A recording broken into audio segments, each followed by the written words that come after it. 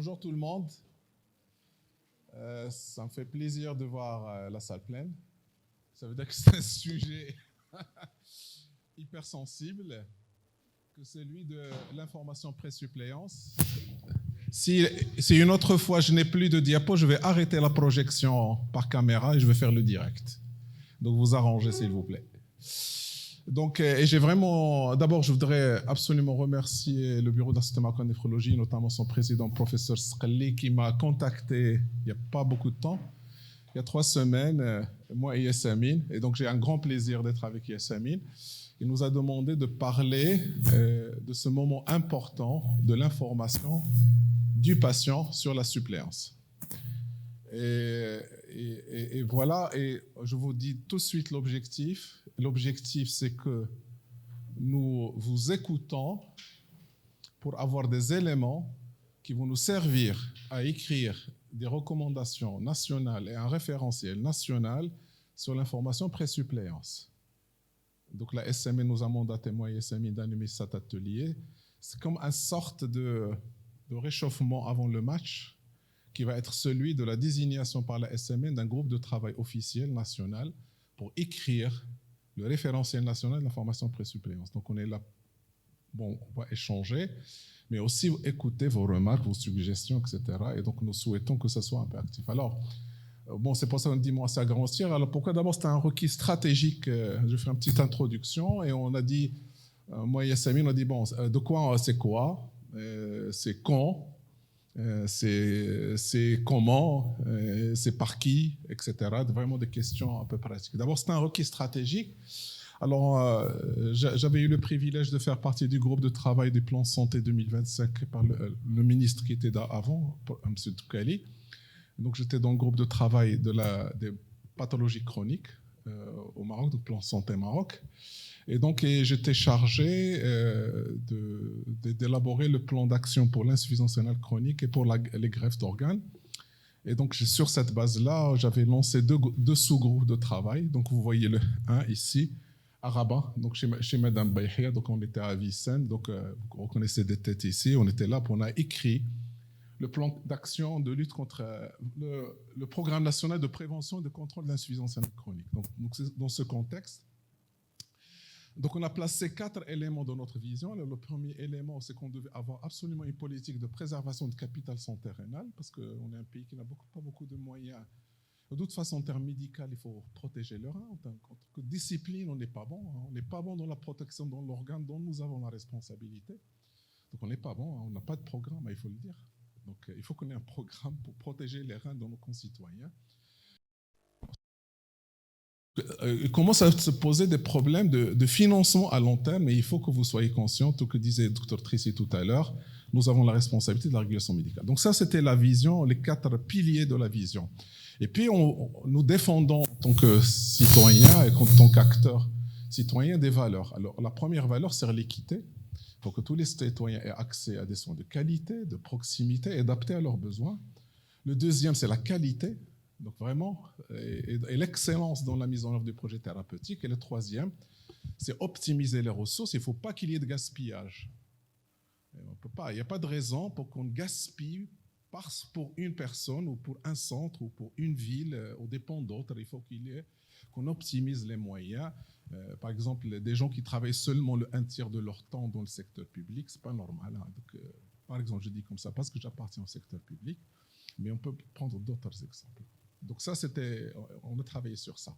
Et puis, on a placé l'évolution normale. Donc, l'évolution normale, vous avez une population générale qui est saine, puis qui va tomber malade, ou va être exposée à quelque chose, va devenir à risque. Et puis, par cette population à risque, il va faire une maladie rénale chronique qui va évoluer du stade 1, 3 à 5. Et puis, il va détruire l'organe et qu'il ne va pas survivre s'il n'y a pas de suppléance, c'est le stade suppléance. Donc, on l'a sorti de stade 5, même s'il fait partie du stade 5. Et là, on a adhéré au programme national qui est actuellement fait pour la promotion de mode de vie sain, pour éviter l'HTA, le diabète. Et ensuite, on se colle. On a demandé, d'ailleurs, j'ai eu une réunion avec le directeur d'épidémiologie il y a 1 mois, qu'on veut se coller sur le programme HTA au diabète, on veut être dedans, vraiment pour éviter. Ensuite, on va s'occuper, nous, de la maladie rénale chronique avec 4 4 actions majeures. Celui mieux dépister, parce que c'est une maladie silencieuse. Nous recevons même des médecins au stade terminal qui ne sont pas rendus compte qu'ils sont malades, pour vous donner une idée. Donc, il ne faut pas penser que les malades sont mieux outillés que nous pour détecter la maladie. Donc, il faut qu'on la dépiste, il faut qu'on ça. Et une fois qu'on la dépiste, il faut qu'on la traite pour ralentir cette progression. Je rappelle qu'on est la discipline la moins efficace. Nous ne savons pas traiter les malades. Les autres disciplines savent traiter les malades. Nous, la maladie chronique, on est efficace dans 15%, 20%, mais le reste, ça évolue jusqu'à la destruction. Donc, si on compare par rapport aux autres spécialistes qui sont responsables des organes, le poumon, le cœur, le cerveau, le foie, etc., on n'est pas de bons médecins. D'accord ? Bon, la science n'est pas arrivée encore. Ce n'est pas notre faute. Je dis ça simplement pour qu'on prenne conscience. Ce n'est pas notre faute. Donc, mais on sait que ça va être plus ou moins inéluctable, donc on doit faire le maximum pour que ça ralentisse. Et ensuite, lorsque c'est détruit, on doit bien prendre en charge les gens en suppléance. Et cette prise en charge suppléance, en dehors de quelques expérimentations, simplement prenez conscience, on est le seul organe qu'on sait remplacer à vie artificielle. D'accord ? Donc c'est une dimension qui est particulière. En dehors des greffes, d'accord, je ne vais pas en parler, mais les autres organes, on ne sait pas remplacer à vie un foie, à vie un cœur, même s'il y a des tentatives, à vie un poumon, on ne sait pas. On l'arrêta, puis il va mourir, etc. Donc faites attention, donc c'est quelque chose de particulier, ce n'est pas habituel, c'est quelque chose d'exceptionnel dans l'histoire de l'humanité, et donc, mais ça a un coût social et économique majeur, parce que ce n'est pas habituel, on n'est pas programmé et préparé pour ça. Et puis il y a un impact sur la vie qu'on l'a dit, et on a dit il faut. D'ailleurs, c'était la décision du groupe de travail. Il faut qu'on ait un programme de préparation à la suppléance. C'est ça le concept. Donc, on est dans ce programme. Alors, pourquoi on doit le faire ? Je vous donne un des travaux. C'est fait par Farid Abadi, une ancienne résidente du service en 2011. Et c'était un de ses travaux. Il l'avait présenté à Reims.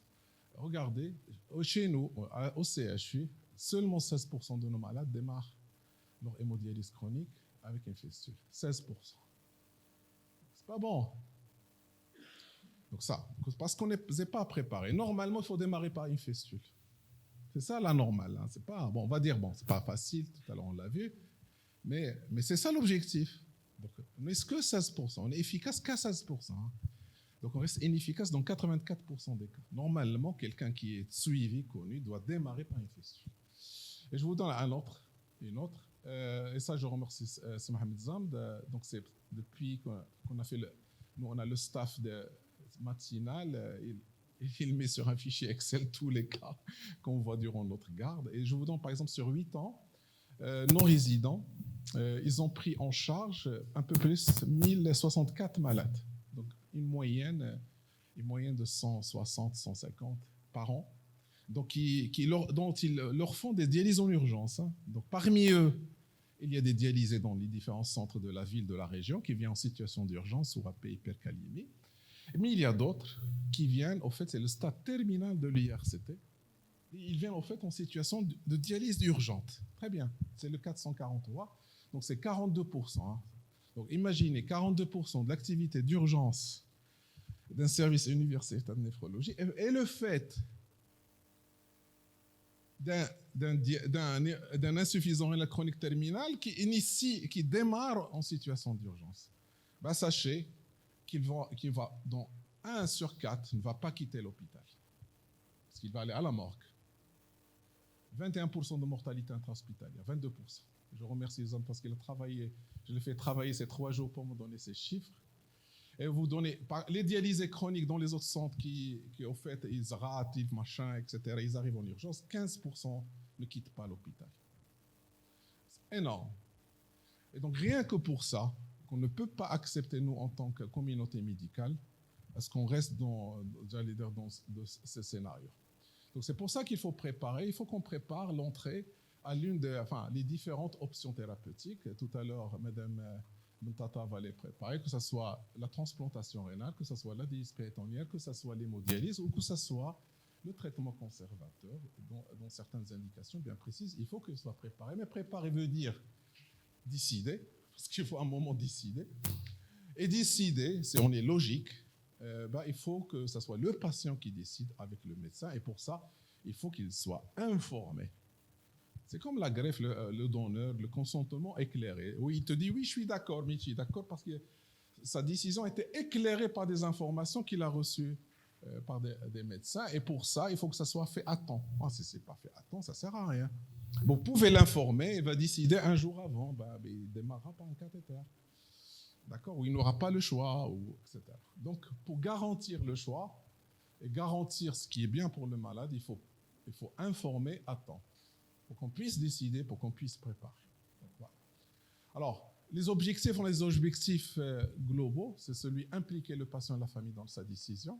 Je pense qu'il faut qu'on passe du paternalisme dont on a l'habitude, qu'on décide pour les malades, au fait à considérer que le malade est un adulte, qu'il est conscient, qu'il est responsable, et que moi j'ai la science, d'accord, j'ai la légitimité scientifique, je ne suis pas obligé d'accepter du malade quelque chose dont je ne suis pas convaincu, mais le malade il a aussi le droit de choisir ce qui lui convient. Donc on le fait à deux. Et il faut choisir ensemble l'option la plus convenable. Il faut limiter l'impact sur la vie personnelle, c'est un des objectifs majeurs, parce que rappelez-vous, on va remplacer artificiellement un organe à vie. On a dans le service, rappelez-vous, le garçon de 23 ans. Vous imaginez, vous ne discutez pas avec lui ce qu'il va faire de sa vie. C'est pas logique. Qu'est-ce que mon garçon, on a des enfants qui sont encore. Donc il faut assez. Et puis il faut avoir le meilleur résultat possible clinique, ça on l'a vu, et éviter les situations. Donc on a vraiment des objectifs qui sont assez clairs. Et d'ailleurs, dans le plan national, une des mesures qui a été décidée par le groupe, d'ailleurs qui est soumise, ce document, elle a été remise au ministre de la Santé, c'est que parmi les mesures, c'est qu'on élabore un programme d'éducation thérapeutique, première partie, deuxième partie, d'information pré-suppléance destinée aux patients insuffisants rénal chronique, d'où la demande du président de la SMN de faire cet atelier pour préparer un groupe de travail. D'abord écouter, parce qu'il faut qu'on ait, nous, les idées, un peu ce que pensent les gens.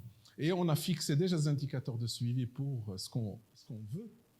C'est que, écrire, que nous ayons le maximum de patients qui sont déjà dans un parcours de soins, c'est-à-dire sont connus à quel stade ils sont suivis, etc. Il s'est planifié leur prise en charge. Ensuite, qu'on ait le maximum de malades qui ont obtenu une information formalisée. C'est-à-dire formalisée, ça ne veut pas dire c'est laisser le médecin, il dit ce qu'il veut. C'est-à-dire la communauté médicale s'est mise d'accord de ce qui est pertinent à dire à un malade et que tous les médecins font en sorte qu'ils lui donnent tout ça.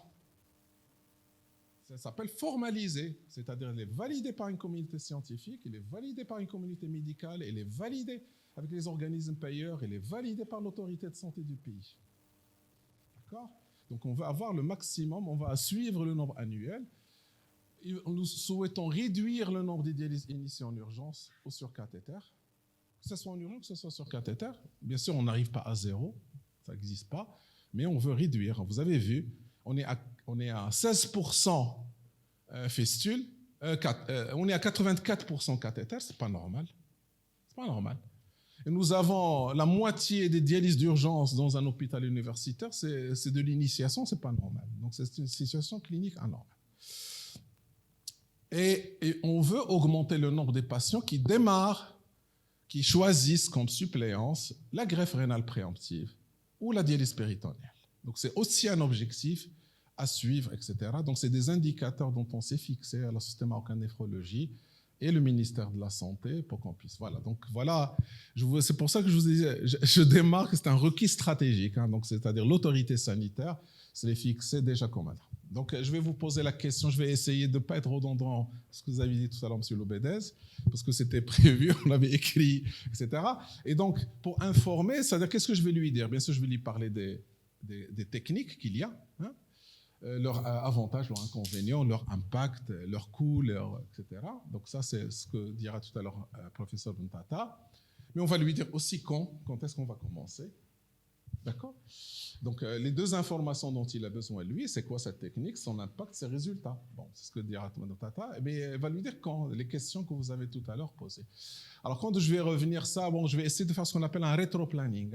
C'est-à-dire, on va démarrer par quand est-ce qu'on fait la dialyse. Et puis, on va revenir en arrière pour faire le programme. D'accord. Alors, ma première question, quand est-ce qu'on démarre une suppléance rénale ou lorsqu'on a choisi un traitement conservateur? Vous avez eu tout à l'heure une très belle présentation. Alors, dites-moi. Allez-y, n'hésitez pas, même si... Ustad Fatihi, quand est-ce qu'on démarre?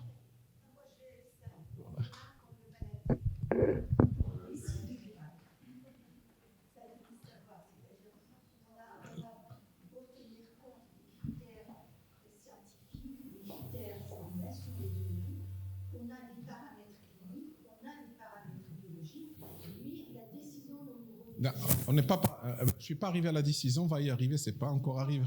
Maintenant, je parle la décision médicale, c'est-à-dire quand est-ce médicalement le médecin pense que c'est à ce moment-là il faut démarrer la suppléance, ou lorsque la suppléance n'est pas pertinente, démarrer un traitement conservateur.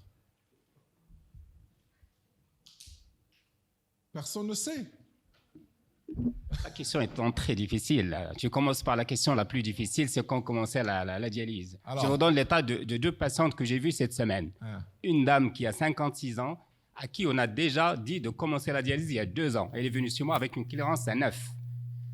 Comme tu es néphrologue, je redemande un bilan. Elle vient avec 13 millilitres par minute. Et ça fait 2 ans qu'elle traîne. Je l'ai revue cette semaine, elle est à 9 millilitres par minute. Est-ce que j'ai raison de démarrer ou pas? Toute la question. Comme vous, je redemande un autre bilan dans un mois. Alors la deuxième, c'est une jeune de 23 ans que je suis depuis 2 ans. La même chose, une clairance 9, 8, mais toute jeune, bien portante, aucune comorbidité. Il est en bilan de pré-greffe, son papa qui lui donnera. Mais elle vient chez moi avec 7 minutes de clairance. J'ai commencé pour elle. Est-ce que j'ai raison ou pas? Je n'en sais rien. Donc voilà, c'est une question qui est très difficile. Alors moi, je vais vous raconter une autre observation qui n'est pas la mienne. C'était un jeune résident. Prenez ma chaise. Mais ne restez pas debout, prenez ma chaise. Voilà. Un résident italien, il a publié vraiment très belle observation. Une diabétique âgée, chez qui on décide de démarrer. On lui fait la fistule. Elle ne marche pas. On lui fait une deuxième fistule. Elle ne marche pas. Elle traîne. On lui refait une fistule 9 ans après. Voilà, pour vous donner l'exemple. Alors cette discussion, on l'a déjà eue dans le groupe de travail qui a été dirigé par le professeur Zaid avec Hussein Triss, etc. Et donc, nous avons sorti des recommandations nationales, nos recommandations nationales. Le démarrage de la suppléance est indiqué, c'est une indication médicale, donc c'est le médecin. Dès qu'une clairance, vous voyez déjà, on n'a pas utilisé le mot DFG, donc on a déjà fait la correction la prochaine fois, on va faire DFG estimé. À 15 ml, si apparition de signes d'intoxication urémique non jugulée par le traitement. Donc, si vous voyez bien dans cette première partie de recommandation, on utilise 2 paramètres. Un paramètre chiffrable, c'est une clairance, on va dire DFG, donc on va avoir sa pertinence, d'accord, une valeur, on va avoir sa pertinence, ou bien la mesure de cette valeur, ou l'estimation de cette valeur. Et puis, l'autre paramètre qui est le signe clinique, soit des signes fonctionnels rapportés par le patient, ce qu'on appelle Patient Reported Outcome, ou bien des signes physiques que retrouve le médecin, Clinical Reported Outcome, les CRO. Donc, c'est ça donc, le premier point. Est-ce que réellement la surcharge volumique elle est liée à l'urémie? Est-ce que l'HTA sévère elle est liée à l'urémie? Ça, c'est des questions fondamentales parce qu'on ne sait pas. D'ailleurs, le Song Initiative, sa réflexion, c'était ça. Est-ce que, je ne sais pas moi, les vomissements sont liés à l'urémie ou liés à autre chose, etc., etc. Donc, ça pose un problème. Et d'ailleurs, regardez le niveau de preuve, il est nul. C'est rien. Ça veut dire qu'on n'a aucune preuve de ce qu'on avance. En tout cas, c'est des avis d'experts, etc. Le deuxième, c'est les patients diabétiques. On a dit qu'on peut démarrer plus tôt, c'est-à-dire avant même 15. Ces complications. Aucune évaluation, aucun cadrage, aucune calibration. Et d'ailleurs, il y a jusqu'à actuellement aucune preuve scientifique de cette affirmation. Même lorsqu'il n'y a pas de symptômes, lorsque la clairance, qui a été, maintenant on dira DFG, est inférieure à 8. Ça a été, je pense, dès les années 2008, si je me rappelle, c'est ça, publié en 2010, mais comment ça a été écrit en 2008. Donc vous voyez, donc ça c'est... Si on prend maintenant les symptômes, j'en ai parlé, si on prend le DFG, tout à l'heure, M. Lobédez en a parlé. Et donc, si vous voyez, par exemple, la corrélation entre le DFG estimé par les formules, ici c'est KDI, avec le mesuré, avec les méthodes isotopes, vous voyez que dans cette zone-là, au fait, on n'a pas d'information. Et si vous prenez réellement, et vous mesurez chez cette personne-là, si on prend moins de 15, et la formule vous dit, estimé, il est inférieur à 15 en CKDP ou il est inférieur à 15 en MDRD, ben sachez que le 1/4 est supérieur à 15.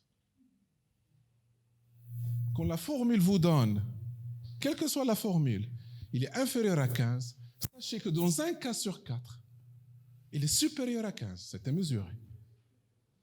Donc, au fait, comme disait tout à l'heure bien M. Lobédez, au fait, on n'en sait rien lorsqu'on nous donne un DFG. D'ailleurs, souvent, nous, dans les staffs, on le dit, attention, c'est estimé, c'est pas mesuré. C'est estimé, c'est pas mesuré. C'est simplement une formule. C'est une formule théorique. C'est une valeur théorique. Avec sa faiblesse. Donc, sachez, lorsque la formule vous donne moins de 15, 4 malades, un parmi les 4, il a un DFG au-delà de 15. Donc, vous voyez que le paramètre de jugement est un peu fragile. Mais on n'a pas d'autres paramètres. Donc, il vaut mieux avoir un paramètre fragile, qui a ses défauts, que rien. On aurait bien aimé avoir un paramètre puissant, mais on ne l'a pas. Hein. C'est ce que nous avons, on espère.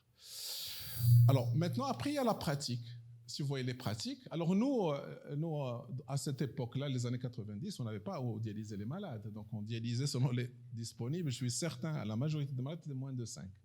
La majorité. Donc, aux États-Unis, qu'ils avaient la prise en charge, ils en devaient démarrer à 7,7, 9, puis 10 et puis 11. Donc, il y avait une tendance à l'augmentation. Évidemment, les gens font attention, les pratiques, parce qu'ils suivent les pratiques, parce que ça a un impact. Et rappelez-vous que c'est pyramidal. Si vous passez de 7 à 8, vous allez multiplier par 2 les malades. Je ne sais pas moi, j'exagère, hein, pour un peu faire peut-être de 30%. Au lieu de prendre 1000 malades, vous allez prendre 1500 malades. Si vous passez de 8 à 9, au lieu de prendre 1000 malades ici, prendre 2000 malades. Si vous passez de 9 à 10, vous allez prendre 4000 malades. Et si vous passez de 10 à 15, vous allez prendre 10 000 au lieu de 1000. Parce que la structure démographique par répartition des DFG, elle est pyramidale. Donc là, vous mettez le curseur, vous décidez de la surface que vous avez, donc du nombre. Donc, qu'on fasse attention. Et c'est pour ça que ça a un impact très important. C'est pour ça qu'on parle de la régulation médicale. Parce qu'au fait, elle détermine ce qu'on va dépenser. Là où vous mettez le curseur. Donc, il y a cette fameuse étude qu'a présentée M. Lobédez. Je vais la reprendre ici. Donc, ils ont démarré entre 14 et 10. C'était planifié, hein. C'est pas vraiment, ils n'ont pas démarré réellement entre 10 et 14, ou bien entre 7 et 5, la moitié de 14, 10, donc c'est 7 et 5. En tout cas, ce qui est sûr, c'est qu'ils ont la même mortalité. La conclusion, en hémodialyse, pas de bénéfice à démarrer avant 10, par rapport si vous démarrez à moins de 10. En dialyse péritonéale, la même chose, le groupe idéal lui-même. Donc ça, c'était randomisé, c'est-à-dire au hasard, ce qui est assez particulier, c'est pour ça c'est très compliqué de faire des études. Maintenant, les études observationnelles, c'est-à-dire la pratique réelle, et on voit réellement les malades qui ont réellement démarré, qu'est-ce que ça donne? Bon, ça a déjà l'effet idéal, vous voyez, aux États-Unis, partout ailleurs, on a commencé à baisser, parce qu'on a vu qu'il n'y a pas d'intérêt, on a commencé à baisser le pourcentage des malades qui démarrent à moins de 10, d'accord? Enfin, plutôt à plus de 10. Donc, ça a augmenté, ça a commencé, ça l'effet idéal. Et puis, on a commencé à suivre la réalité sur le terrain. Et on a eu 2 groupes ici. Un groupe qui démarre en moyenne à 15,5 et un groupe qui démarre à 7,5, à 7,1. Regardez le résultat en termes de surmortalité. En non ajusté, plus 48% de mortalité si vous démarrez tôt. Ajusté à tous les facteurs de risque, plus 18% de mortalité si vous démarrez tôt, par rapport si vous démarrez tard. Ce qui est sûr, c'est qu'il n'y a pas de bénéfice à démarrer plus tôt. Ça, on doit l'avoir en tête, c'est qu'il n'y a pas de bénéfice forcément à démarrer tôt. Bon, on ne va pas dire c'est maléfique pour le moment. Ensuite, alors après, on nous sort l'histoire de la dénutrition. Hein. D'accord? Parce après, on nous a sorti l'histoire de diabète qui n'a aucune valeur scientifique. On nous a sorti l'histoire de la dénutrition, de l'albuminémie. Hein? Non, mais les malades sont dénutris, il faut les dialyser plus. La même chose, on va voir ces patients. D'accord? Alors, regardez, ici. Alors, ici, par contre, hypoalbuminique, moins 25, entre 25 et 35. Ici, plus de 35 grammes. Donc, vous avez les trois populations. OK? Ici, on démarre à plus 15. Ici, on démarre entre 10 et 15. Ici, on démarre à moins de 10. Qui a la plus haute mortalité? Qui a la plus haute mortalité?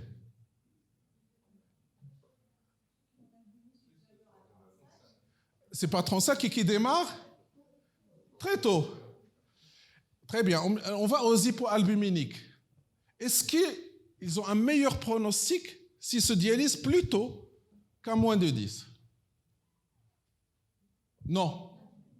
Au minimum, on va dire qu'il n'y a pas d'avantage à démarrer à plus 15, ou entre 10 et 15, par rapport à démarrer à moins 10. Il n'y a pas d'avantage. Peut-être il y a d'autres critères.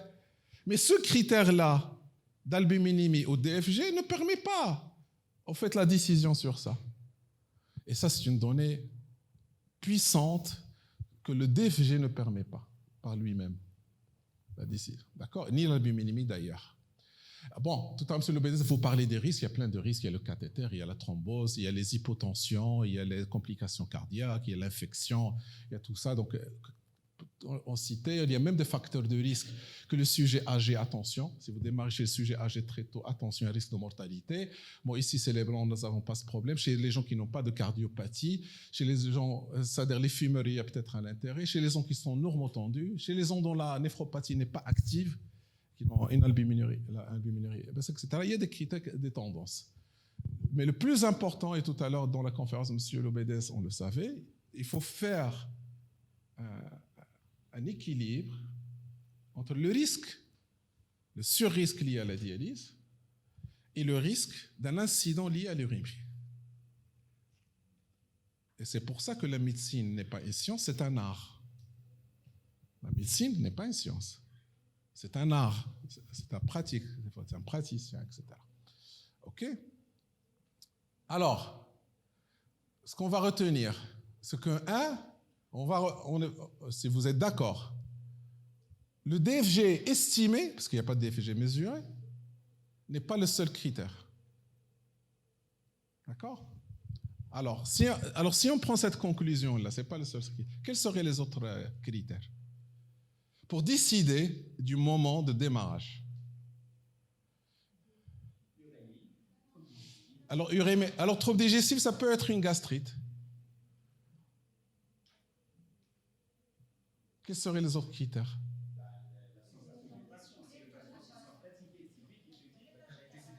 Alors, est-ce que l'état général te permet de dire que c'est lié à l'urémie? Comme ça, état général.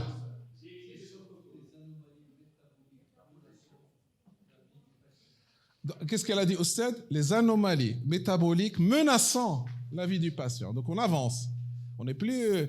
peut-être que les titres gros, comme ça, altération de l'état général. Alors, d'autres critères?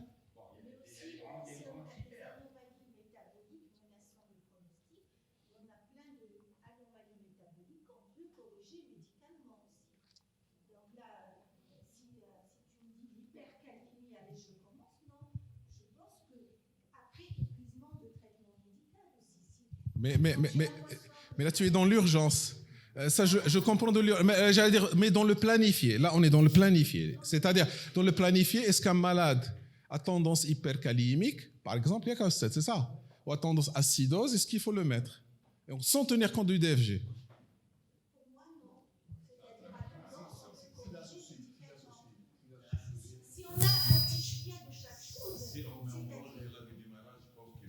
Non, nous parlons, il ne faut pas qu'on mette un. Alors, on va retenir ça.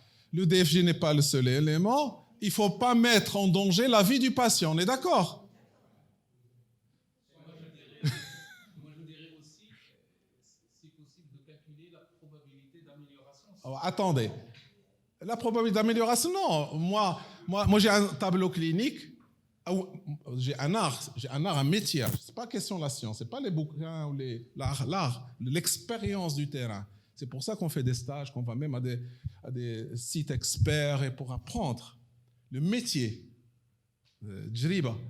Et donc, j'ai dit, est-ce que dans cette situation, j'ai le risque? Moi, je dis, on a eu un cas il y a 10 ans, on a souvent ça, les staffs. Tu vois, le vécu du médecin, il est transmis de génération en génération, il est beaucoup plus puissant en termes d'impact, etc. Mais nous, on se fixe les idées. On a le DFG, parce qu'il nous place dans la zone à risque. On sait qu'on est rentré dans une zone à risque. Et puis, on a des symptômes qui vont commencer à sortir. Et on doit juger, est-ce qu'il est lié à l'urémie ou est-ce qu'il est lié à autre chose? Ça, c'est le premier point. Le deuxième point, est-ce qu'il y a une menace par ce symptôme sur le malade ou il n'y a pas de menace sur le symptôme par ce malade? D'accord? Ou est-ce qu'il y a un risque de menace à court, moyen et long terme? Alors, je vais rajouter un autre.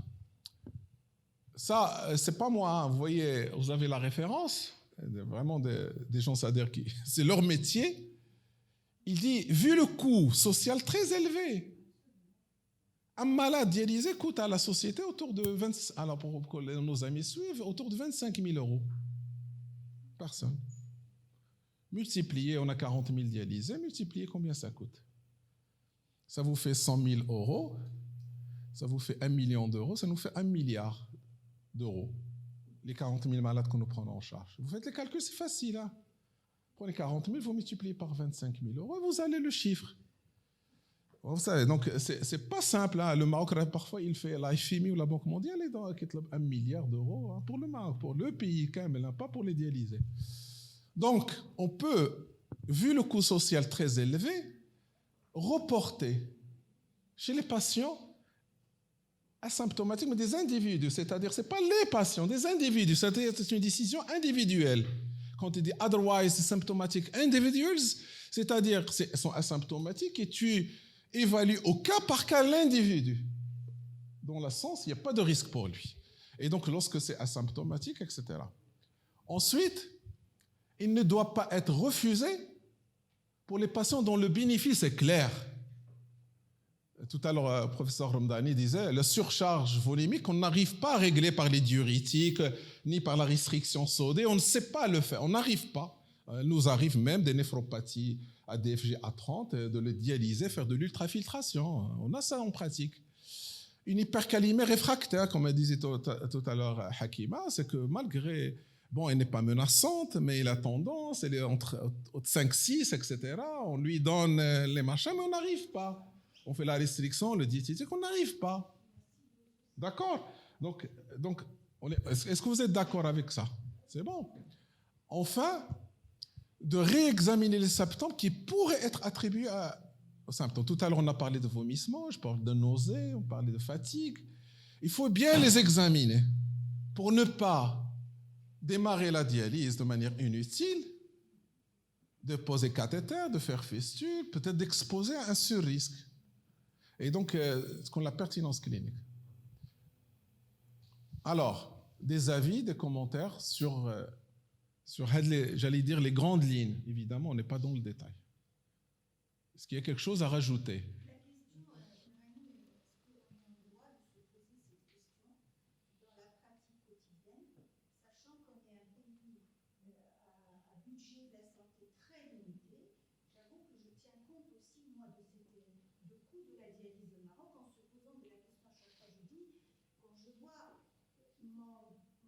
J'estime mon DFG qui est autour de 9, 8, 7, même 6, avec des électrolytes parfaits, dans l'équilibre total, avec une duresse parfaite, pas de signe de surcharge, le malade mange bien, pas de dénutrition. Je me pose toujours la question, qu'est-ce qu'elle va lui apporter de plus la dialyse, si ce n'est qu'un coût supplémentaire. Non. Et donc, ça me permettra de dire aux patients, partez, revenez dans 4 semaines. Je gagne 4 semaines. Donc, je te remercie, Hakima, parce qu'au fait, tu as repris ça. Tu as un DFG et il y a ou pas aux symptômes. Tu as dit, moi, j'ai pas de symptômes. Tu as cherché un risque métabolique, clinique, machin. Tu trouves qu'il n'y a pas de risque. Ton malade est sous loupe. Tu le suis, tu le lâches pas, etc. Jusqu'à une certaine limite où tu sais qu'un accident peut arriver. Il faut aussi que que les personnels de santé ne soient pas exposés à, j'allais dire, un risque professionnel, que l'accident arrive, etc. C'est bon. Alors, jusqu'à maintenant, nous parlons du moment de démarrage. Je ne parle pas de ce qui est en amont. En amont, je vais en parler. D'abord, au moment de démarrage.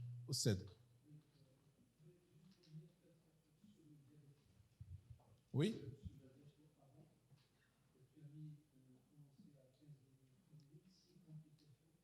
Oui, oui.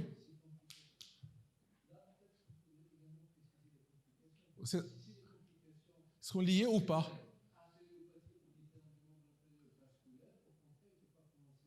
Exact. Ils ne sont pas liés à l'urémie, ils sont liés à autre chose. Donc, il ne faut pas lier les choses. Exact.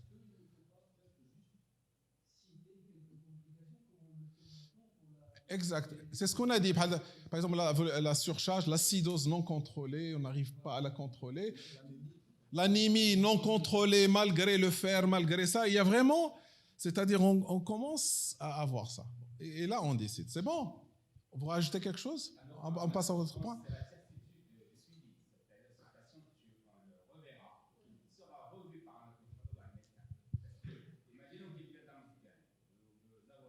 Il faut organiser. Là, non. Oui, mais ça, c'est un autre. Là, avec le suivi.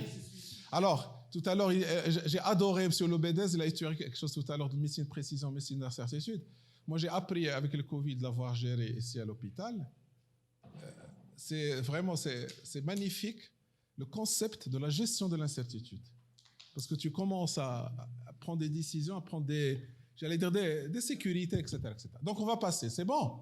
Alors, je vais passer à autre chose, toujours la suppléance, mais ici, maintenant, la greffe préemptive. Parce qu'on a parlé de l'hémodialyse, peut-être de la dialyse péritonéale, mais la greffe préemptive. Si on veut faire la greffe préemptive, quand? Ici, vous avez des courbes. Ici, avant, en 95, regardez, aux États-Unis, on greffait autour de 7. En 2002, on greffait autour de 8, 9. Et à partir de 2009, on a commencé à greffer entre 10 et 15. Alors, là, s'il vous plaît, donc la comparaison entre 4 intervalles, moins de 5, entre 5 et 10, entre 10 et 15 et supérieur à 15, de décès en cas de greffe préemptive équivalent. Donc il n'y a pas de bénéfice démontré à faire la greffe préemptive avant supérieur à 15, entre 10 et 15, etc., etc. Bon, après on peut discuter le moment, mais simplement avoir cette idée qu'on n'a pas démontré de bénéfice. C'est pour ça que je pense que c'est à discuter aussi, c'est ouvert, que même la greffe préemptive doit j'allais dire, répondre à la même philosophie, mais évidemment, on va tenir compte, on va le voir tout à l'heure, de la réalisation des bilans, des machins, le temps que ça consomme, pour ne pas faire d'une opportunité à un malade et il ne fait plus de greffe préemptive, mais en fait, il démarre la dialyse, il fait la greffe. Donc, il faut aussi qu'on l'adapte à la logistique que nous avons localement, qui nous permet de faire les bilans, les préparer les malades, etc., pour qu'on ne lui fasse pas perdre l'opportunité. Commentaire?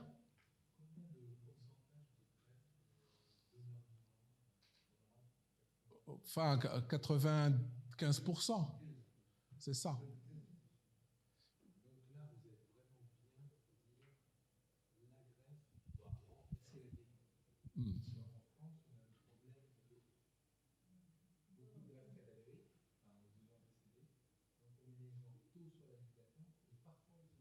Exact. D'ailleurs, je vais vous montrer là, ce qu'on appelle le flux des patients aux États-Unis. Dans le contexte de la greffe préemptive, le plus difficile, c'est de prévoir la fin du bilan. C'est-à-dire qu'il faut vraiment qu'on soit organisé, qu'on maîtrise le temps, donc c'est dans cette organisation, etc.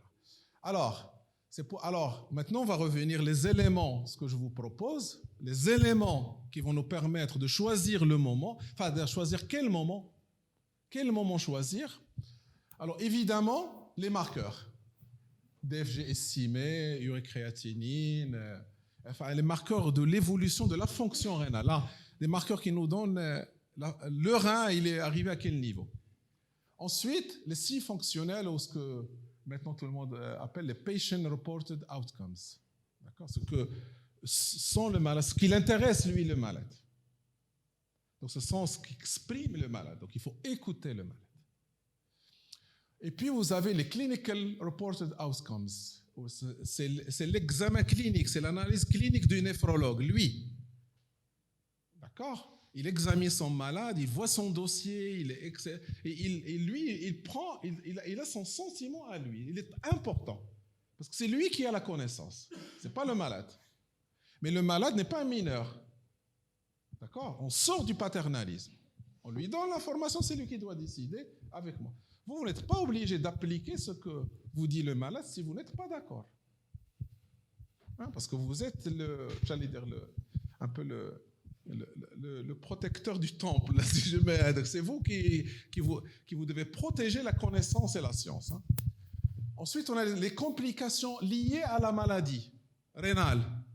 L'ostéodystrophie, maintenant, les troubles minéraux-osseux, l'anémie, l'hypertension artérielle, le retentissement cardiaque, les anomalies métaboliques, tous ces éléments-là, parce que ce n'est pas seulement un chiffre, et même qui est faux, parce qu'il est théorique, mais aussi les autres éléments qui sont satellites, qui sont conséquences de la maladie, ils en sont où? Est-ce que si je reporte, je ne vais pas aggraver la situation? Il n'y a pas de raison de reporter quelqu'un et après il va faire une fracture. Il n'y a pas de reporter quelqu'un, après il ne pourra pas marcher parce qu'il a une anémie non contrôlée. Ou il va faire un accident cardiaque, ou etc. Ou un hypercalémie. Donc, l'écran. Et on revient à ce que disait tout à l'heure le docteur Atlas, c'est la sécurité. Est-ce que mon malade est une zone de sécurité ou pas? D'accord? Et les préférences du patient, le patient, qu'est-ce que lui il souhaite? Ça veut dire qu'il connaît tout. Pour qu'il préfère quelque chose. Je lui dis, qu'est-ce que vous préférez? Et vous ne connaissez qu'une seule chose. Je vous ai informé d'une seule chose. Je vous ai dit que les fleurs, il n'y a que du rouge. Il n'y a que les fleurs rouges. Dans un pays, on imagine, un roman. Et je vous dis, quelle fleur vous préférez? Est-ce que c'est une question pertinente? Elle n'est pas pertinente. Mais par contre, je peux vous dire, écoutez, on peut vous importer des fleurs jaunes et des fleurs violettes. Ce n'est pas parce qu'il n'est pas disponible chez moi, ou dans ma ville, ou dans le pays, que j'en parle pas. D'accord? Parce qu'on est à l'ère de la mondialisation, on est à l'ère de la circulation des gens, il peut partir ailleurs, faire la DP, il choisit. Un jeune, il dit, bon, écoute, moi je vais m'inscrire dans une université à l'étranger, ils ont la DP, moi je la fais là-bas, où est le problème? Ou je vais aller faire la greffe, je vais m'inscrire dans une liste académique, je fais la greffe ailleurs, pourquoi vous? D'accord? Et on souhaite préparer, une fois qu'on a les préférences, on va préparer. Et donc tout ça, la décision doit rester centrée sur le patient. D'accord? Vous pensez qu'il y a d'autres éléments pour choisir le moment?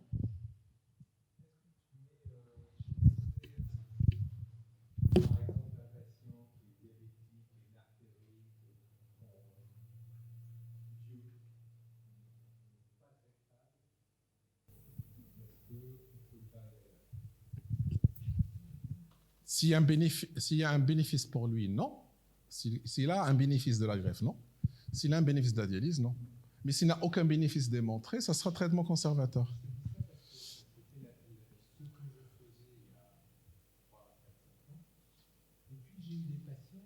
C'est qui ça marche? Exact.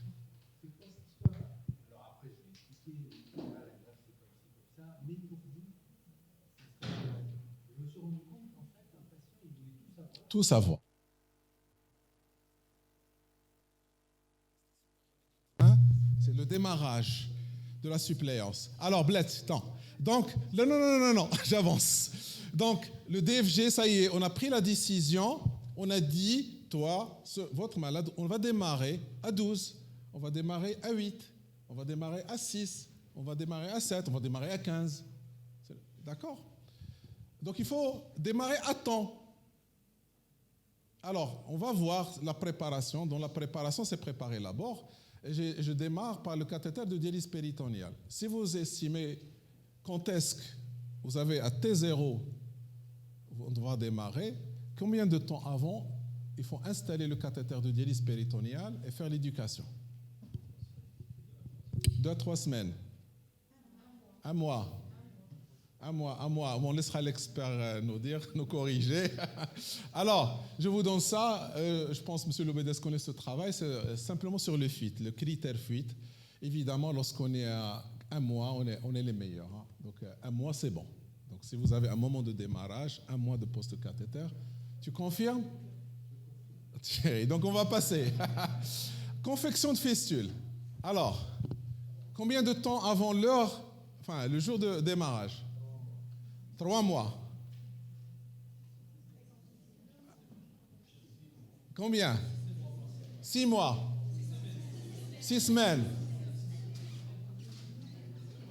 2 mois, 6 semaines. Alors, je vous rappelle la règle des 6. Hussein, tout à l'heure, on parlait. 600 ml, il nous faut 600 ml de débit. Il nous faut un diamètre de 6 mm. Il ne faut pas qu'il soit profond de plus de 6 mm, sinon il faut faire une superficialisation. Donc il faut compter le temps de la superficialisation et de la cicatrice. Ou il faut 6 semaines pour que la paroi s'épaississe et qu'elle adhère au tissu qui est autour pour éviter les hématomes périvasculaires. On est d'accord? Vous êtes d'accord sur ça? Très bien. Donc vous avez... Le problème, c'est que avec même ça, les éléments... On ne maîtrise pas les 6 semaines. Le clinicien n'a pas les moyens d'être sûr que s'il fait la fistule tel jour, 6 semaines après, évidemment, il y a l'examen clinique, l'eau chaude, le machin, il y a tout ça, anatomique. Bon, tout ça, les gens qui ont déjà fait les fistules le savent. Ça vous donne une idée. Mais globalement, ça, je peux le prévoir. Bon, moi, ayant déjà fait dans les années 80 les fistules, donc je peux m'engager.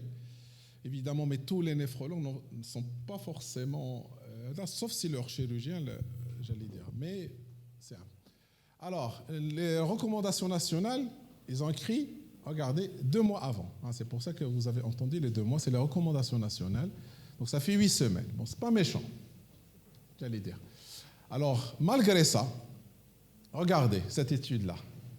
Si vous faites une fistule à moins de 2 mois, vous allez démarrer votre dialyse avec les cathéters, 75%.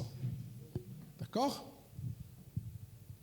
Si vous faites la fistule 2 à 6 mois avant le démarrage, vous allez dans 86% des cas, vous allez démarrer par votre fistule, et donc 10% des cas, vous allez démarrer par un cathéter, parce qu'il y a des fistules qui tardent à... Si vous faites votre fistule plus de 6 mois, vous allez démarrer par la fistule dans 45% des cas, vous allez démarrer le cathéter dans 4% des cas, et dans la moitié des cas, vous n'allez pas utiliser la fistule.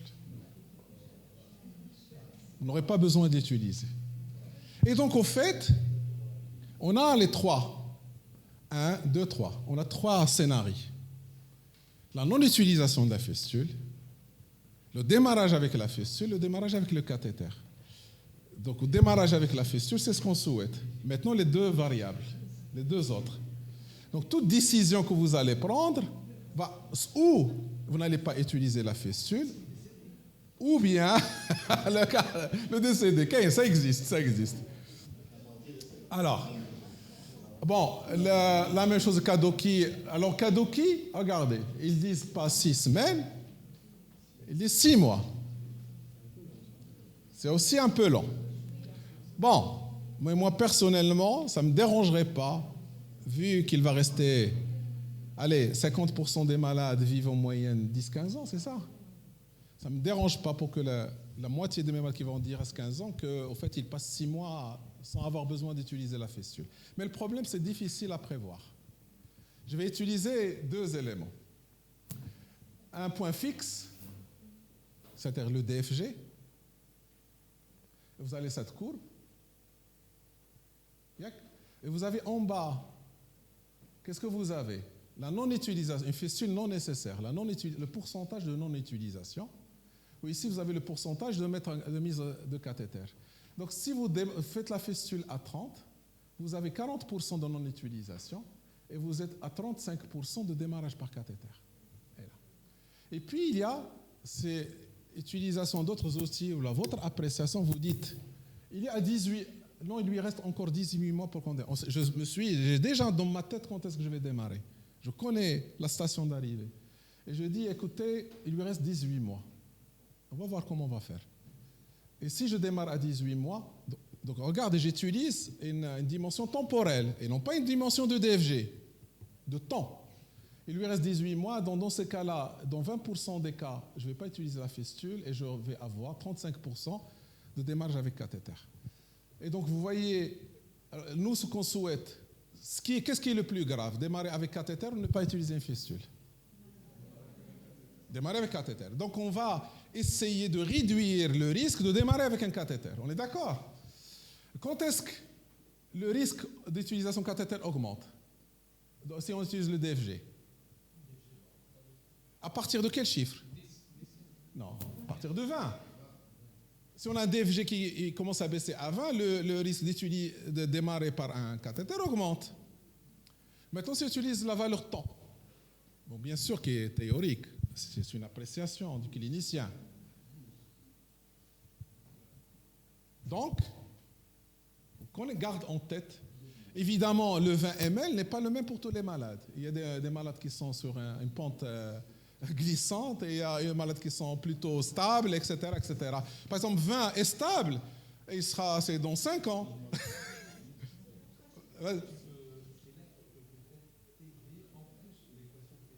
Je vais le faire. Non, je vais. Voilà. Simplement, j'installe les éléments de réflexion. On est d'accord? Vous avez une remarque sur ça? Très bien. Alors, on va le voir. Parce que les temps, parce que tu as un malade, tu dois imaginer, tu dois avoir des éléments qui te permettent de tracer sa trajectoire. C'est ça, on va revoir. Alors maintenant, on va parler de bilan pré-greffe. Quand est-ce qu'on le démarre? Tout à l'heure, la question de l'Oustad Ramdani. Bon, je vais vous donner l'exemple des États-Unis. Ils ont fait ça.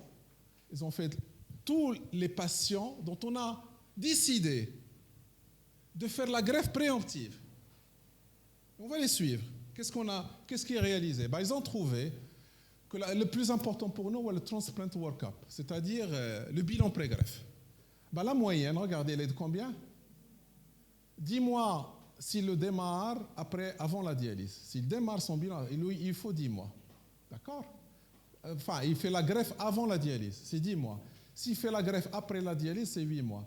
La population totale, globalement, 9 mois. Donc, aux États-Unis, pour ceux qui ont pu greffer avant dialyse, il aura fallu 10 mois. Certains qui nous disent qu'on est en retard, qu'on ne le fait pas, machin, que nous prenons beaucoup de temps. Aux États-Unis, c'est 10 mois. D'accord? Alors, là, pardon? Non, c'est entre 5 et 14, mais je parle de moyenne. La moyenne. Il y a même 5 mois. Le minimum, c'est 5 mois. Regardez, le minimum, il aura fallu 5 mois pour dire que ce malade est bon. Parce que vous pouvez rater des choses. Vous l'avez passé vite, vous passez à côté de choses. Nous, on a dernièrement, grâce à une des résidentes, on a diagnostiqué la veille de la greffe une hypothyroïdie centrale. Elle nous a caché qu'elle prenait des corticoïdes.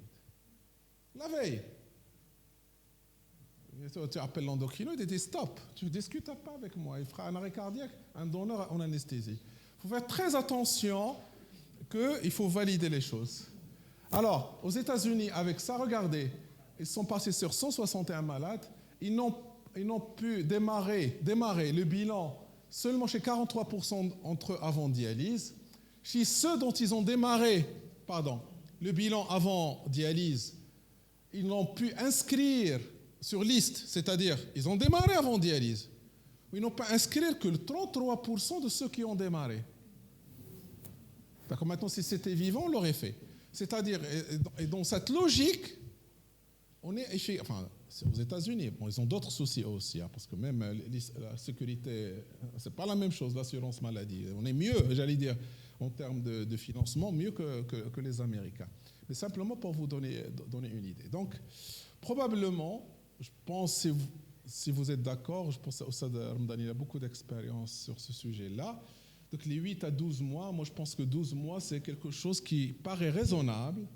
Donc avant la date limite de démarrer, c'est parce que vous pouvez avoir des choses à corriger, une hyperpara à opérer, etc., etc.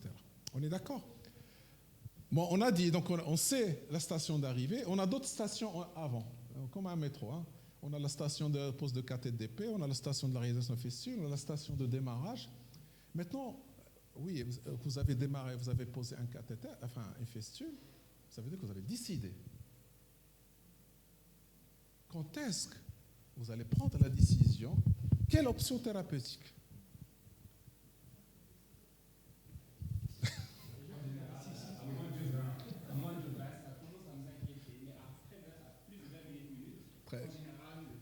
La prise de décision, c'est-à-dire lâche, parce que tout le reste, que ce soit DP, que ce soit fistule, que ce soit faire la greffe, vous demande du temps. Ou donc, il vous faut, quel est le moment qu'il nous faut, où est-ce qu'on prend la décision? 15 et 20. Quelle technique? Quelle option thérapeutique? Quelle option thérapeutique? 20. Non. Bon, une décision, là, attends. Une décision peut changer dans le temps. Il peut changer, il n'est pas... Non, il peut changer d'avis. Ah, le malade peut changer d'avis. Il peut apparaître une donnée médicale qui vous fait balancer vers une option. Mais quand est-ce que vous allez prendre la... Parce que, je vous dis, c'est le moment le plus stratégique. Sinon, communauté médicale, on ne décide pas. Quand est-ce qu'on va prendre la décision? Tout le reste, c'est pas... Quand est-ce qu'on alors? Entre 15 et 20. Est-ce qu'il y a d'autres remarques, d'autres suggestions? Non, plus de 20, ça va de 20 à 150. Vous me dites à l'intervalle de 20 à 30. Très bien. 12 et 18.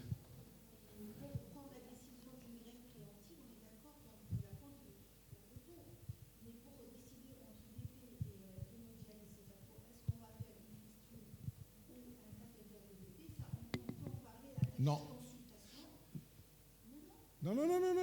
Non. Très bien. Vous faites les consultations que vous voulez. Dites-moi à quel moment de l'histoire de la maladie rénale on va prendre la décision quelle option thérapeutique. Sinon, parce que si je prends mon temps, moi, je risque de lui faire perdre l'opportunité de faire quelque chose.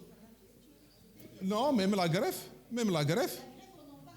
Non. Alors, vous avez pris la décision. Alors, dites-moi quand est-ce que vous prenez la décision?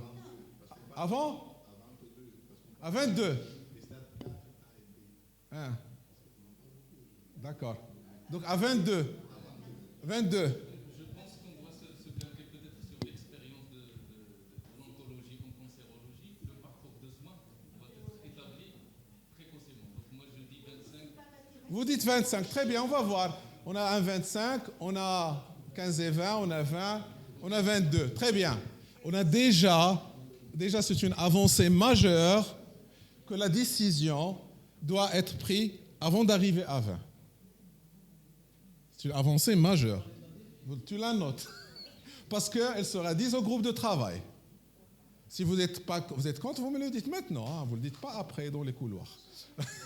Ah, d'accord. Alors, vous ne pouvez décider. Vous ne pouvez... Chauffe. Quand est-ce que moi et mon malade, nous allons prendre la décision quelle option thérapeutique? DFG, par rapport au DFG. Pour DFG. Alors, en fait, vous avez deux paramètres. Vous avez le DFG et vous avez la vitesse de progression. Vous avez les deux. Parce que vous avez un intervalle de temps pour la cathète d'épée qui est de 1 mois. Vous avez un intervalle de temps pour la fistule qui est au minimum de 6 semaines chez les simples, mais peut aller à 6 mois chez les compliqués. D'accord? Vous avez le bilan de pré-greffe, vous avez besoin d'un intervalle de minimum 12 mois. Donc, là, les études, nous, on n'a pas d'expérience, parce qu'il faut qu'on la pratique. On peut décider 2 mois, mais en fait, on n'arrive pas à le réaliser. On verra, on pourra le corriger plus tard, on va passer de 12 mois à 6 mois, parce que les collègues, finalement, arrivent à le faire en 3 mois. Mais pour le moment, on n'a pas d'antériorité pour de faire des choses risquées. Donc, on va prendre le recul, d'accord? Alors, il faut qu'on le fasse au bénéfice du malade, pour qu'il puisse prendre des décisions.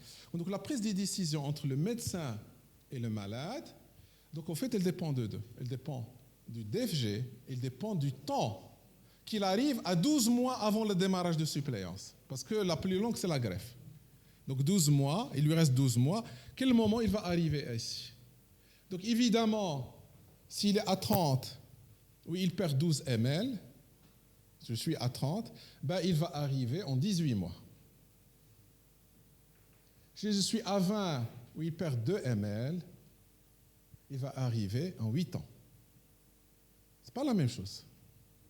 Donc je dois absolument voir le profil de mon malade, comment il va, est-ce que c'est un cas accéléré, etc. Et on peut classer nos malades en progresseur lent, d'accord, jusqu'à moins 3 ml par année, en progresseur moyen entre moins 3 et moins 7, et en progresseur rapide moins 7. Qui est des malades qui perdent 20 ml en une année, ou qui est des malades qui ne perdent que 3 ml en une année. Le plus important pour vous, c'est que vous dites, moi, un malade asymptomatique, je le démarre. On va faire la recommandation nationale 8 ml. On est d'accord? Ah, il y a 8. Il me faut 12 mois avant, au moment où je dois prendre la décision avec mon malade. Quelle option thérapeutique nous allons faire? Ça nous laisse le temps de faire ou la greffe préemptive, ou la dialyse péritonéale, ou la fistule, ou le traitement conservateur. Parce que le traitement conservateur, il faut aussi le préparer. Il y a tout un parcours, enfin un programme à écrire, les gens qui vont s'en occuper, etc. Et ça va demander le temps de le mettre en place. Donc on a besoin de 12 mois avant. À 12 mois avant, quand est-ce qu'elle va arriver? À ce moment-là, 12 mois, ça peut être selon l'évolution, je vais dire le métal, ça peut être 10 ml pour le malade qui fait 4 ml année.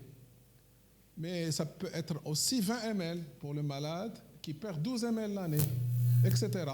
Évidemment, je fais abstraction des accélérations, je fais abstraction des accidents, etc. On est d'accord? Donc ça, c'est le premier point. Et puis, vous avez les équations de calcul du risque, comme celle-là, celle de Tanguy, donc qui est un modèle de régression avec plusieurs paramètres, etc. Donc, il y a plusieurs modèles. Donc, ça a été utilisé aux États-Unis, en Europe, etc., qui permet de vous dire quel est le pourcentage d'être au stade terminal à 2 ans, quel est le pourcentage d'être à 5 ans selon les paramètres. Et donc, vous pouvez rentrer dans le site. Donc, vous avez ici le kidneyfailureRisk.com, donc c'est facile. Vous rentrez les données. Ça, c'est donné pour les malades, hein, pour vous dire. Donc, il vaut mieux que vous connaissez mieux que les malades. Donc, je vais accélérer. Très bien. D'accord? C'est bon? Donc, et ça nous permet de nous aider. Alors, je vais accélérer. Alors, parce qu'une fois j'ai décidé le moment, je dois faire l'information avant, parce que l'information va prendre du temps. Je ne peux pas, l'information, on va dire, c'est un programme d'information, il doit se faire avant la date de la décision, et là je termine. Et puis, avant l'information, il y a toute l'annonce de l'inéluctabilité c'est une maladie comme chronique, etc. Et ça aussi, il faut le programmer dans le cadre de l'information, et je termine. Voilà, je suis... Remarques, questions? C'est bon? On laisse seul.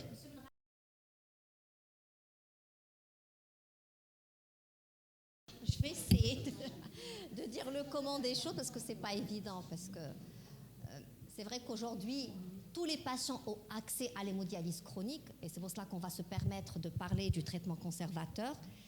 Mais en même temps, donc, tous les patients n'ont pas accès à toutes les modalités à l'échelle nationale. Donc, pour faire de l'ADP peut-être dans une ville du Sud, ce n'est pas possible. Pour faire déplacer les patients, ce n'est pas simple. C'est toujours possible, mais c'est compliqué. Je sais qu'avant la greffe à Oujda, tous les patients donc, bénéficiaient d'une greffe rénale à Rabat ou à Casa. Donc, il y avait plusieurs déplacements. Mais il y a eu beaucoup de patients qui ont été greffés à Rabat et à Casa. Ça veut dire quand on veut, on le peut. Mais ça reste toujours très compliqué. Et ce n'est pas, en même temps, ce n'est pas équitable parce que tous les patients ne peuvent pas se déplacer donc, comme ils veulent.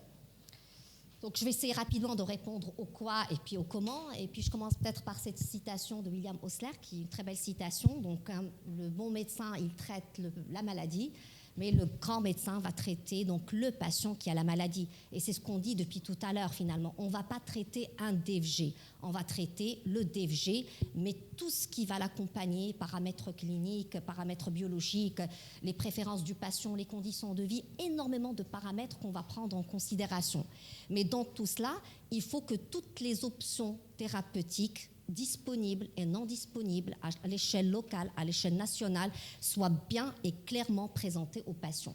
Nous avons des patients qui ont pu s'inscrire à l'étranger, notamment en Europe, et bénéficier d'une double greffe foie-rein parce qu'ils ont été informés. Par exemple, dans l'hyperoxalurie primaire, moi j'ai 2 patients qui sont partis en France et qui ont pu avoir la double greffe foie-rein et qui sont partis étudier en France pour avoir cette possibilité d'accéder à la double greffe. Donc, au fait, on doit tout expliquer, toutes les options thérapeutiques pour le patient. Après, la décision, elle est partagée, elle est vraiment réellement partagée. Notre rôle, c'est d'accompagner chaque patient et choisir ensemble l'option thérapeutique qui convient au mieux à ses préférences et à son entourage aussi, avec toujours la possibilité de changer d'option thérapeutique vers une autre à n'importe quel moment du parcours de soins. Ça, c'est très important. Quand on met un patient en hémodialyse, on ne l'oublie pas. Quand on le met en DP aussi, on ne l'oublie pas. Il faut à chaque fois reprendre donc, les différentes options thérapeutiques. Les options thérapeutiques, on les connaît. Donc, il y a l'épuration extra-rénale, l'hémodialyse, sachant qu'au Maroc, il n'y a principalement que l'hémodialyse au centre. On n'a pas d'autodialyse, c'est-à-dire pas d'hémodialyse à domicile et pas d'hémodialyse dans des centres autonomes. Il faudra probablement là aussi penser à développer l'hémodialyse à domicile et l'hémodialyse autonome. Il y a la dialyse péritonéale. La transplantation rénale, il y a la préemptive, donneur vivant, donneur décédé. Donc, préemptif, ce n'est pas très évident. Donc, l'idéal, c'est que tous les jeunes puissent bénéficier d'une greffe préemptive. Mais j'ai eu une fois une longue discussion avec le professeur Raho et je ne sais pas, est-ce que c'est la meilleure modalité pour un jeune de 17 ans d'avoir une greffe préemptive? Parce que quand il ne passe pas par cette modalité d'épuration extra-rénale, ils ont tendance à ne pas être très conscients de la gravité de la maladie. Et on peut avoir des surprises chez des jeunes, notamment sur le plan observance thérapeutique. Et puis on peut se retrouver avec des rejets parce que ce sont des jeunes, justement. Donc c'est très bien la greffe préemptive, mais là aussi il faut toujours accompagner le patient, donc insister sur l'observance, sur l'adhérence et sur l'éducation thérapeutique. Et puis il y a la troisième option dont on parle aujourd'hui, c'est le traitement conservateur non dialytique, qui est une approche globale, planifiée et bien structurée.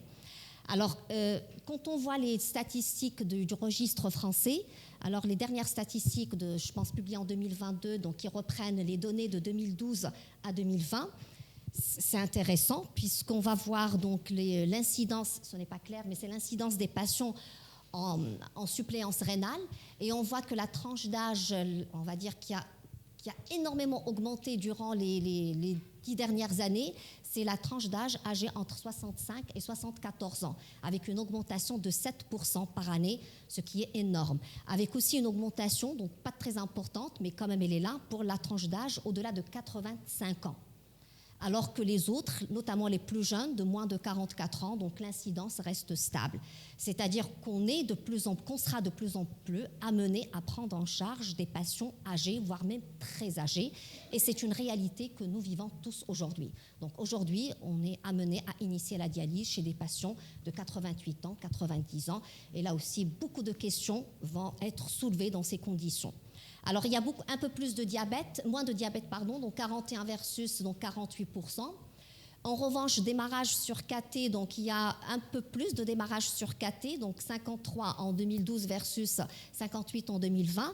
Et au même temps, donc, il y a moins d'initiation en urgence. Donc, vous avez donc 29 versus 26%. Ça ne concorde pas, puisque si on a moins d'initiation en urgence, on devrait avoir moins de démarrage sur KT. Mais je pense là aussi, c'est parce qu'il y a des sujets très âgés. Et même quand on programme d'initier donc, la dialyse chez des sujets âgés, on initie souvent aussi par un cathéter parce qu'on n'arrive pas à confectionner une fistule ou parce qu'on l'a confectionnée, mais on n'arrive pas à avoir une fistule mature. Et puis, toujours dans le registre français, donc, j'aime beaucoup le mouvement. Donc, il y a beaucoup de mouvements chez les patients en suppléance rénale. Par exemple, quand vous prenez que les patients qui sont en hémodialyse en centre, en 2019, il y avait presque 27 000 patients. Alors déjà, 18 000 étaient déjà inscrits en 2018. Les incidents, c'est 6 268. Et puis, vous avez plus de 2 000 patients qui sont aussi en centre, mais qui proviennent des autres techniques, donc soit de l'autodialyse, soit de l'ADP, soit de la greffe. Mais en tout cas, il y a un mouvement en permanence entre les différentes techniques de suppléance. Là aussi, je reviens à ce choix qui doit être donné à chaque fois au patient et lui parler donc régulièrement des différentes techniques qui conviennent au mieux à sa situation. Registre américain, on en a parlé. je pense que le professeur Benramon en a parlé, mais on voit là aussi qu'il y a une tendance à l'augmentation de l'incidence des sujets âgés, donc à partir de 45 ans aux États-Unis, donc contrairement au registre français, où il y a plutôt une stabilisation donc, des tranches d'âge entre 45 et 65. Là, aux États-Unis, à partir de 2012, il y a aussi une augmentation de la tranche d'âge relativement jeune, entre 45 et 65, et une stabilisation, mais vers une incidence haute pour les patients âgés de plus de 65 ans. Et puis, je vais parler beaucoup plus du sujet âgé, parce que je me dis que c'est une situation assez complexe, donc, et dans laquelle nous devrions prendre la bonne décision. Un sujet âgé, il est d'abord âgé, donc il y a une altération de tout ce qui est réserve physiologique. Il y a beaucoup de fragilité, donc il y a une altération des capacités physiques, des capacités mentales. Il y a les comorbidités, il y a la dénutrition, il y a la dépendance. Tout cela augmente le risque d'hospitalisation, de chute, le risque de décès. À peu près 40% de décès chez les patients âgés de plus de 75 ans durant la première année post-initiation de la dialyse. Et puis ce qui est aussi particulier chez les sujets âgés, c'est qu'au-delà de l'indication médicale, il faut prendre en compte les préférences du patient, mais aussi de sa famille, parce que parfois c'est la famille qui va décider quand il n'est pas autonome, s'il est pris en charge par son fils, par sa fille, par sa femme, il faut impliquer dans la décision, donc la famille, les membres les plus proches, qui vont prendre part très actif dans cette prise en charge. Et puis, il faut prendre aussi les préférences du patient, les conditions de vie de ce patient. Et puis, donc, toujours évaluer la balance bénéfice-risque pour choisir dialyse, traitement conservateur ou greffe rénale. Et puis, je voulais juste parler de la fragilité. Ce n'est pas un concept réservé aux patients âgés. Des sujets jeunes aussi peuvent être très fragiles. Dans cette étude, en étudiant la fragilité chez des sujets jeunes de moins de 64 ans versus des sujets âgés, en hémodialyse, candidats à la greffe ou transplantés rénaux, nous voyons que nous avons autant de fragilité donc, chez les sujets jeunes que les sujets âgés.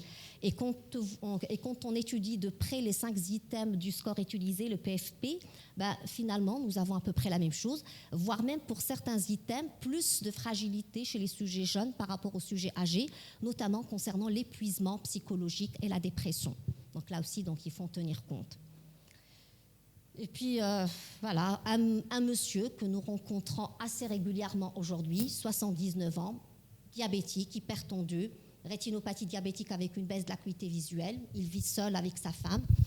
Il est un peu asthénique, il a une baisse de l'appétit avec un léger prurite. Il est autonome, il a une diurèse conservée, une pression artérielle correcte, contrôlée sous traitement, une glycémie là aussi contrôlée sous traitement. Il y a une anémie à 9, une acidose à 19, une hyperkaliémie légère avec un DFG estimé à 9.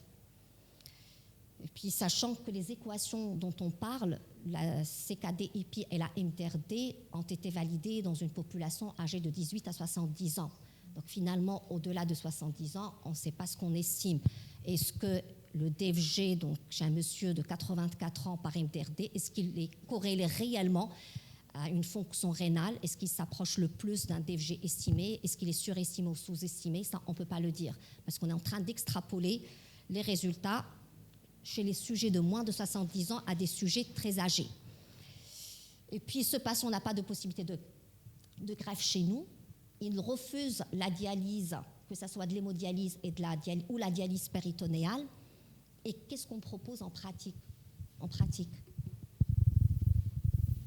Donc, il refuse, parce qu'on a ce profil de patient qui refuse, surtout lors de la première consultation, quand on va annoncer de façon un petit peu, on va dire, brutale peut-être, donc tout ce qui est épuration extra-rénale, surtout quand il consulte en contexte d'urgence. Je suis d'accord, oui, réinformer, une deuxième séance, prendre tout le temps qu'il faut, revoir le patient, donc on va dire à froid, oui, programmer, réinformer, et puis s'il refuse toujours, peut-être un traitement conservateur.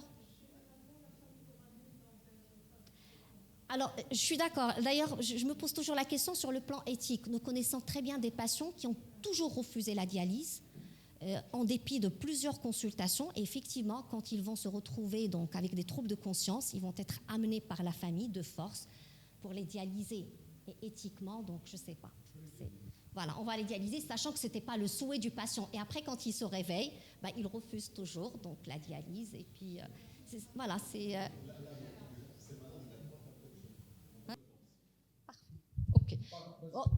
Alors après, quand on voit le modèle du traitement d'IRC, il y a différentes modalités. Il y a du traitement conservateur qui est considéré comme une option thérapeutique à part entière. Ce n'est pas un traitement par défaut, il faut l'instaurer dans les règles. Et puis il y a le traitement dialytique, il y a le traitement palliatif qui est différent du traitement conservateur puisqu'il est réservé aux patients qui vont quitter la dialyse, qui ont une espérance de vie moindre, c'est de fin de vie. Même si on utilise parfois donc le même terme pour la même option thérapeutique conservateur ou palliatif, je pense que ce n'est pas la même chose, qu'on devrait revoir le terme lui-même. D'ailleurs, les Français utilisent un terme peut-être plus approprié, c'est la prise en charge globale non dialytique du stade 5 de la maladie rénale chronique. C'est vrai, conservateur, c'est facile, mais ça réducteur, ça fait référence à quelque chose de prudent, de... Voilà. Oui, conservé. Oui, donc conservateur, bon, voilà. Mais en tout cas, ce terme conservateur fait référence à une prise en charge qui est globale, avec 7 grands piliers, un soutien psychologique, un soutien social, le traitement de tous les symptômes urémiques, la prévention des symptômes urémiques, et puis une communication détaillée, et puis un contrôle de tous les facteurs de progression de la maladie rénale. Et puis surtout, c'est une démarche qui est bien planifiée par l'équipe médicale, l'équipe paramédicale, qui va intégrer, comme ça a été dit, une diététicienne, un psychologue, donc des infirmières, des infirmiers, un médecin. Et puis on a tout planifié avec les différentes étapes qu'on va donc effectuer le long de ce parcours. Pour les CADIGO, il recommande ce traitement conservateur pour les patients avec une espérance de vie inférieure à 3 à 6 mois. On est plus dans le palliatif, ce n'est pas le traitement conservateur. En revanche, après, ils disent qu'il est aussi, il est aussi destiné aux patients chez qui on anticipe une intolérance au traitement par dialyse ou un choix tout simplement personnel après une information donc adaptée et partagée. Et puis dans ces indications, il n'y a pas le critère d'âge, il n'y a pas un seuil d'âge à partir duquel on va dire oui, on doit indiquer le traitement conservateur. C'est-à-dire, on ne va pas se dire à partir de 94 ans, ce n'est que le traitement conservateur qu'on va proposer. Il n'y a pas aussi un seuil de contre-indication. Seuil d'EFG, donc on en a déjà discuté. Et puis donc là, le petit schéma donc, qui est émis par la Société francophone de néphrologie dialyse, c'est un processus de décision partagée avec un plan personnalisé de soins et puis une prise en charge multidisciplinaire qui sont centrées autour d'une vraie communication. Quand on étudie, donc quand on explore les choix des patients âgés avec une maladie rénale chronique avancée et un DFG à 15, on voit que le 1/3 a choisi le traitement conservateur, donc versus les autres qui ont choisi donc la dialyse. Et puis donc il y a très peu de personnes qui ont changé donc d'avis le long de leur suivi.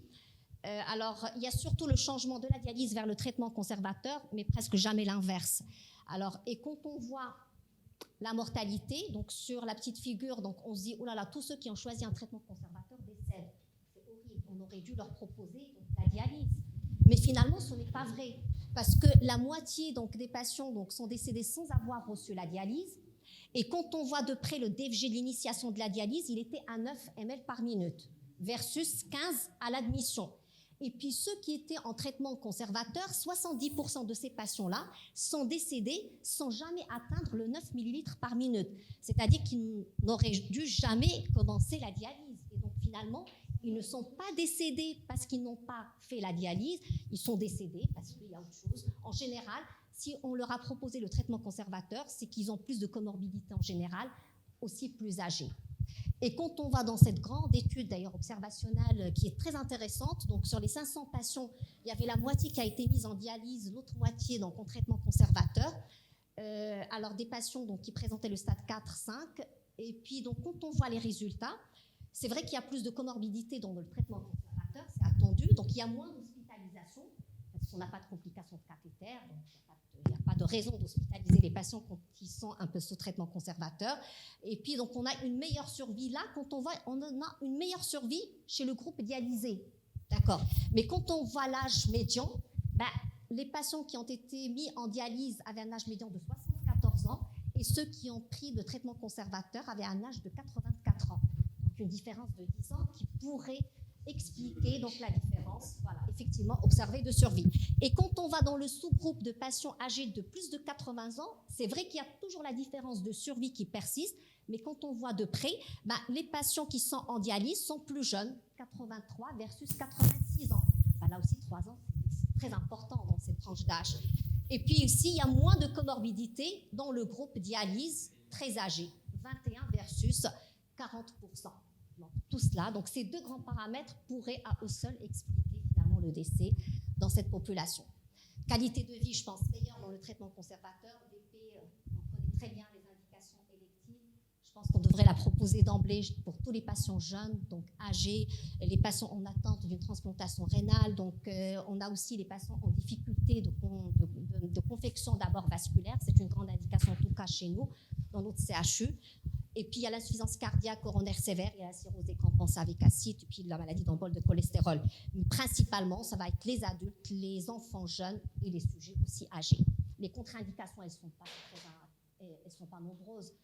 Et en plus, on ne les rencontre pas souvent. Ce sont les insuffisances respiratoires restrictives sévères qui vont être accentuées par le dialysat dans la cavité abdominale et puis la paroi abdominale délabrée. Ce qui nous freine, nous, c'est plutôt les conditions socio-psychologiques des patients, les conditions de vie, l'environnement, l'espace où stocker les médicaments qui va prendre en charge le patient, la fonction rénale résiduelle, est-ce qu'elle est là ou pas, perte d'autonomie, parce qu'on n'a pas la possibilité d'avoir des infirmiers à domicile aussi.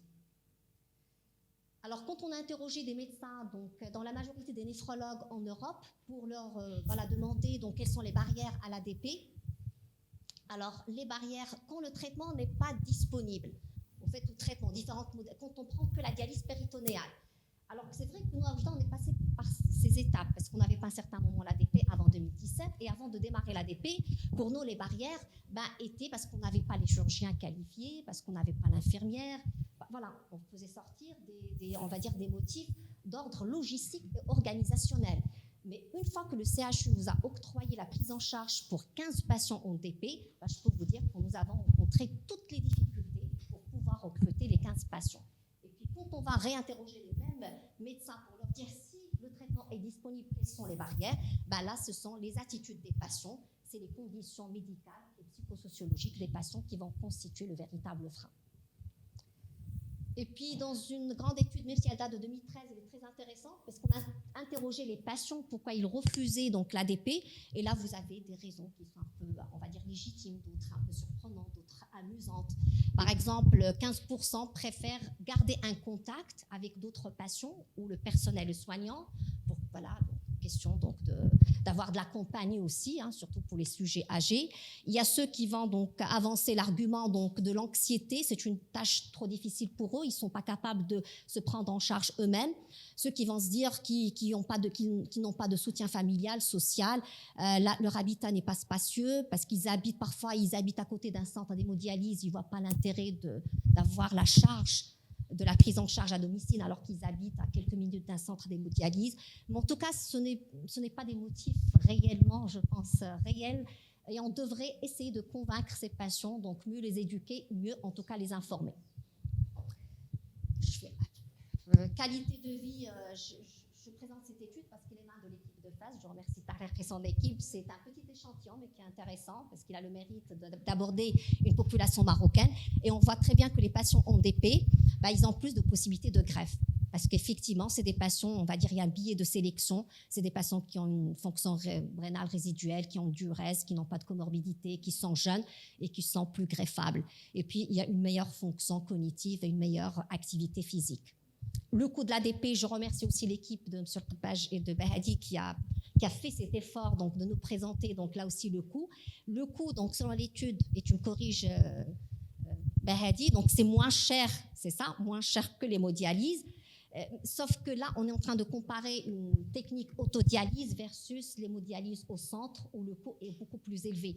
L'idéal aurait été de comparer donc, la dialyse, qui est autodialyse à domicile, avec l'hémodialyse peut-être à domicile, en tout cas avec une autre technique à domicile.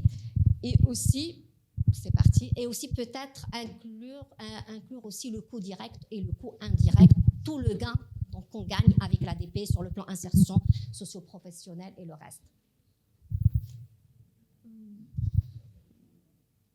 c'est pas grave, de toute façon, il me reste quelques diapos. C'est pas grave. Alors, l'hémodialyse, je sais pas, tout le monde maîtrise bien l'hémodialyse. Sur le registre français, durant les dernières années, on a beaucoup plus de tendance à effectuer l'hémodiafiltration, d'ailleurs qui a augmenté d'une incidence de, je pense, à peu près 20% donc de l'hémodiafiltration. Ça ne marche pas ici, de toute façon. Ok. Non, il n'y a pas de souci. Non, c'est bon. Alors, il y a une tendance à l'hémodiafiltration et je pense que l'hémodialyse a connu de grandes avancées technologiques majeures. On a des générateurs performants, on a des membranes qui sont très performantes et puis on a certainement une amélioration de la dose, de la qualité de l'hémodialyse. Et puis peut-être que ces nouvelles méthodes auront un impact meilleur que la dialyse conventionnelle qui a été étudiée donc, dans les grandes études de qualité de vie donc, il y a quelques années. Peut-être qu'on aura un meilleur impact sur la morbimortalité avec l'hémodiafiltration, mais là, ce sont les études qui vont le prouver. Hémodialyse incrémentale ou progressive, j'ai mis un grand point d'interrogation parce que déjà, on n'a pas de cadre, donc je pense légal qui régit donc, cette option thérapeutique, mais ça reste une option chez des sujets très âgés, soit effectivement comme une option dialytique, soit comme une option de transition d'un traitement conservateur vers une dialyse conventionnelle en passant par une dialyse progressive. Voilà, donc c'est possible. Il y a des règles pour cette dialyse incrémentale, il faut une fonction rénale résiduelle significative, ça permet de faire une transition douce. Peut-être qu'il faut la pratiquer, donc là aussi pour une durée limitée, peut-être moins de 6 mois, mais il faut avoir une approche médicale très codifiée pour cette hémodialyse incrémentale ou progressive si le groupe de travail opte pour cette option thérapeutique. Et puis, je ne sais pas ce que pense l'assistance de cette hémodialyse incrémentale ou progressive. Je ne sais pas. Donc, je sais que des sujets âgés donc, dans les centres publics font probablement parfois 2 séances par semaine. Ça se passe bien. Donc, ils vivent depuis de très longues années avec 2 séances par semaine parce qu'ils ont une bonne diurèse, parce qu'ils n'ont pas beaucoup de comorbidités. Et donc, c'est une réalité, qu'on le veuille ou non. Et donc, pourquoi pas? En tout cas, elle devrait s'appliquer à des situations très particulières. Et puis, j'ai trouvé cet algorithme que je trouve très intéressant, qui a été publié par Cécile Cochot, qui est bien, en 2016, je pense. Et puis, il y a une approche de la décision thérapeutique chez le sujet âgé de plus de 75 ans, qui est basée sur un score. C'est un score qui contient 24 points sur 15 items. Et puis, en fonction du score, vous allez prédire le risque de décès dans les 3 mois qui suivent l'initiation de la dialyse. Et puis, quand vous avez donc un haut risque, vous allez donc vous acharner à effectuer une prise en charge d'abord gériatrique très approfondie. Et puis, vous allez plus opter peut-être vers un traitement conservateur. En revanche, quand vous avez un risque faible, vous allez plus opter pour une dialyse très appropriée, donc avec une approche médicale donc globale et complète. Le sujet jeune, oui, on devrait systématiquement indiquer en premier une transplantation rénale préemptive à partir de donneurs vivants. Les meilleurs résultats sont observés pour cette population. Après la dialyse péritonéale, après on reviendra pour une transplantation à partir d'un donneur vivant ou transplantation à partir d'un donneur décédé. Et puis donc l'hémodialyse, je pense en dernier chez les sujets jeunes, chez qui les meilleurs résultats sont observés pour la transplantation. Et puis cette approche de prise de décision partagée, il y a un joli modèle qui a été publié par la Haute Autorité donc, de santé en France, qui comprend donc 7 étapes pour aider à prendre la décision ensemble, donc avec le patient et l'équipe médicale. Et puis vous avez les 7 grandes étapes, donc décrire les options du traitement jusqu'au résumé, la situation et organiser les préparations de suppléance rénale choisies. Et puis pour chaque étape, ce qui est intéressant, c'est que vous avez des repères pour le patient. On va lui poser des questions pour être certain qu'il l'a bien assimilé, il a bien tout compris. Et puis aussi de l'autre côté, vous avez un repère pour l'équipe, pour le médecin, pour le guider, pour que le patient choisisse au mieux l'option thérapeutique qui lui convient. Je pense que c'était ma dernière dia.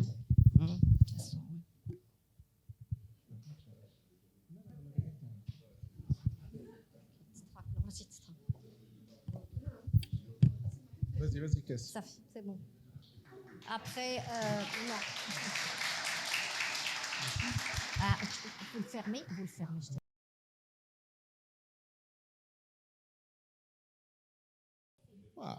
Je pose une question, vous dites non. Vous avez dit non, j'enregistre.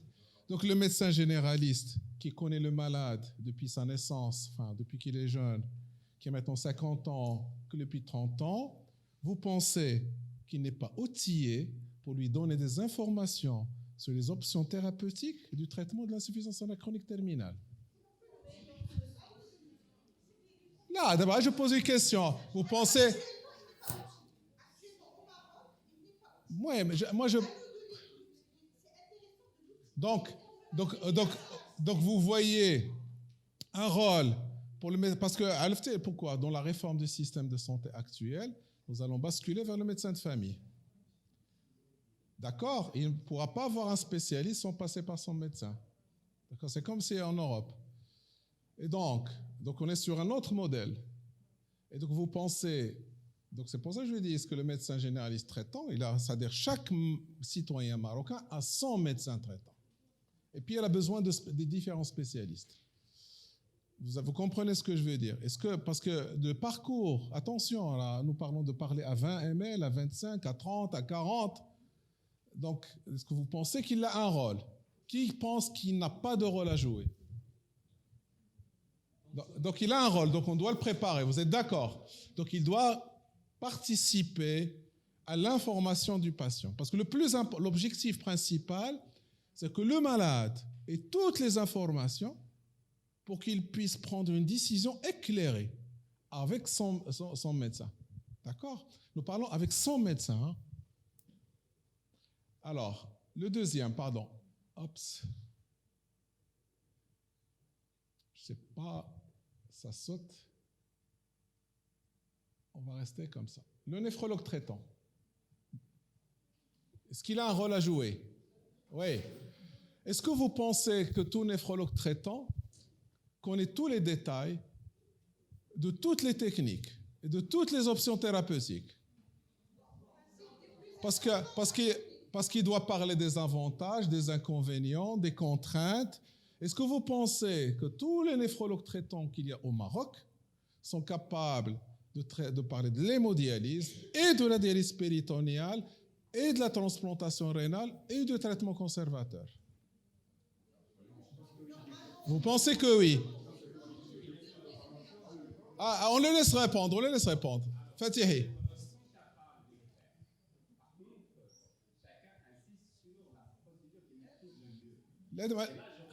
Non.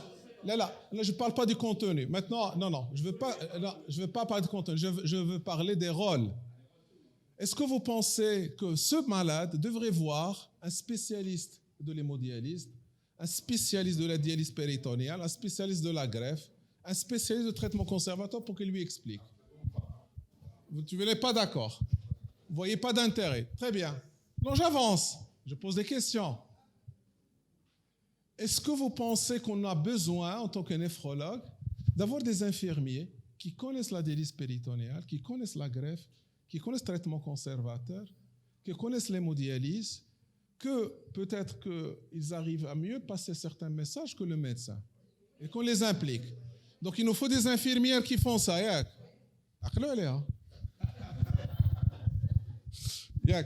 Alors je note. Est-ce que vous pensez qu'on doit former des cadres de santé, en général des infirmiers, des supérieurs, parce qu'il y a d'autres infirmiers dans l'autre cadre, conformes, qui soient spécialisés de l'information de suppléance? D'accord? Moi, je parle maintenant de l'insuffisance rénale chronique terminale. Est-ce que vous pensez que ça doit être des personnes... Voilà. Je vais avec vous vers étapes. Je vous ai posé... Moi, j'ai un médecin qui me connaît depuis 50 ans. Il n'a pas de rôle à jouer à me conseiller. Il connaît depuis 50 ans. Et moi, il connaît mon statut médical. Vous pensez que ce médecin-là n'a pas de son mot à dire sur mes choix de me conseiller? Donc on l'a passé, on a dit oui. Le néphrologue traitant qui me suit, Est-ce qu'il n'a pas là? Bien sûr, il doit avoir son rôle.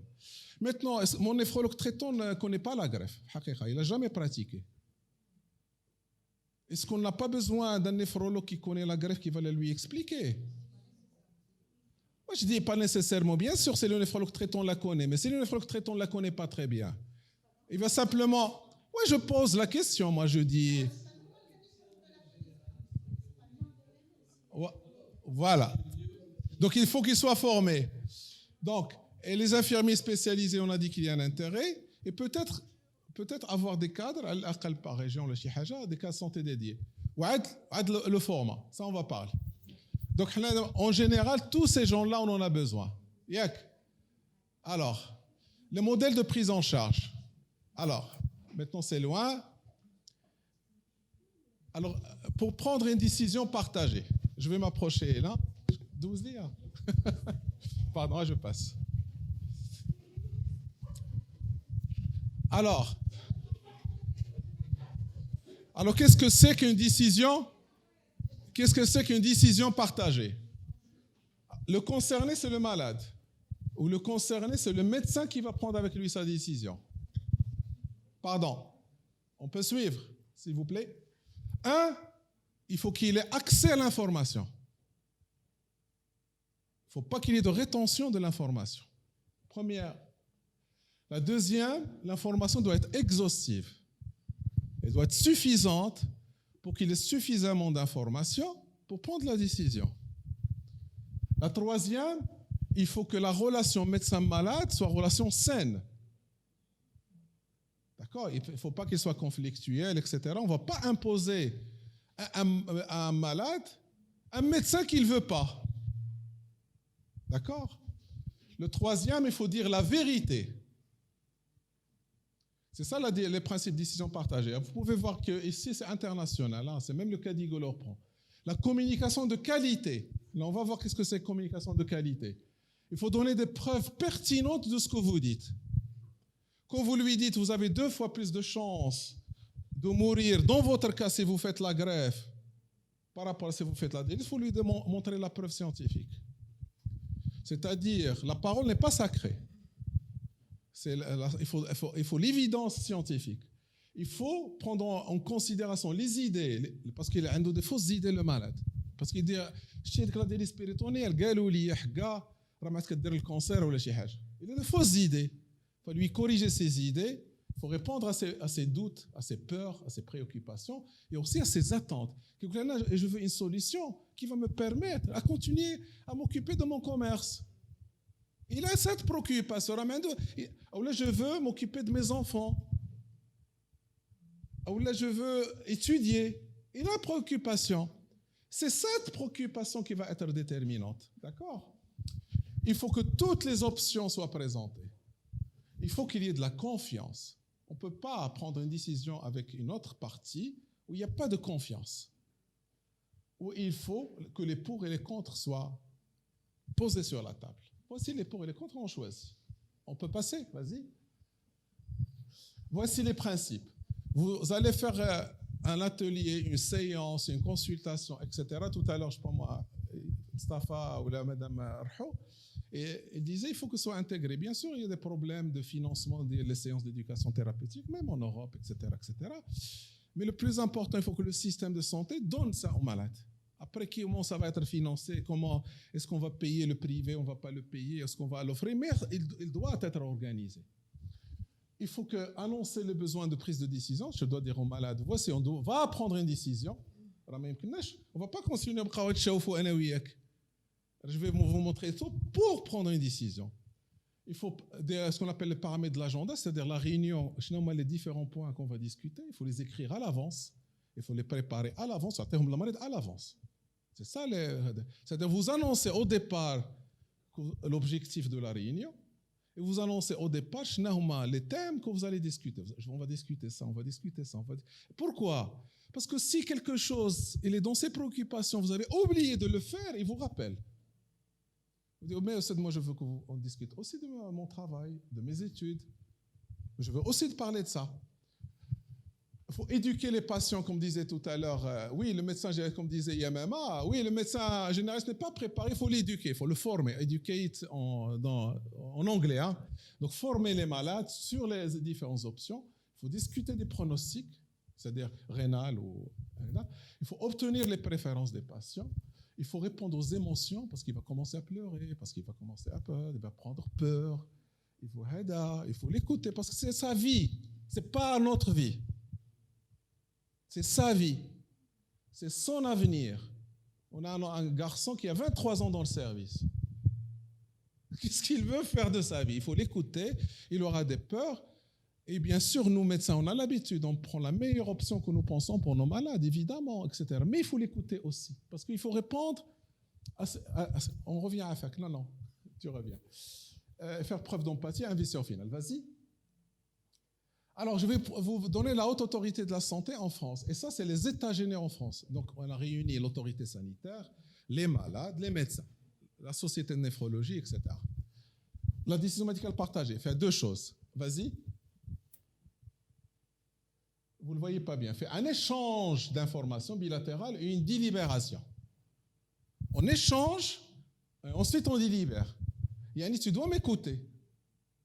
On va délibérer, toi et moi. Alors, les deux doivent prendre la décision, pas le médecin, ou pas que le malade. Parce que le malade ne peut pas imposer quelque chose au médecin. Il faut que les deux soient d'accord. Donc, ils vont délibérer, ils doivent trouver un terrain d'entente. D'accord ? Ensuite, on peut à Saïda, il partage une information médicale avec éléments de preuve. Ici, il doit recevoir le soutien nécessaire. Vous imaginez quelqu'un, écoute, tu vas être tout le temps en dialyse. C'est une information incroyable. Donc, il faut faire attention et un choix éclairé. Et puis, il faut avoir des décisions médicales. Vas-y, Diapol Khara. Vas-y. Moi, madame, Zid, on les a passés. Le choix éclairé, Zid les aides, Zid. On donne des documents aux malades. Parce que l'aide additionnelle, ça a été démontré scientifiquement que le pronostic des malades change lorsqu'ils choisissent l'option qui leur convient avec l'accord de leur médecin sur les différentes options thérapeutiques. Ça n'a absolument pas les mêmes aides. Donc, il faut leur donner des informations. Il y a des sites, il y a des machins. Vas-y. Alors maintenant, le rôle des associations de patients. Je vous donne un exemple. Vas-y. Regarde, on va la lire ensemble. La Haute Autorité de Santé a confié à la Rénalou et à la FNER, c'est des fédérations, des associations des patients, la rédaction du socle d'informations destiné à permettre aux patients insuffisants rénaux le libre choix de leur traitement de suppléance parmi toutes les modalités. Vous imaginez? Et ça, c'était une promesse du ministre de la Santé. Voilà. C'était les engagements du ministre de la Santé à l'issue des établissements généraux.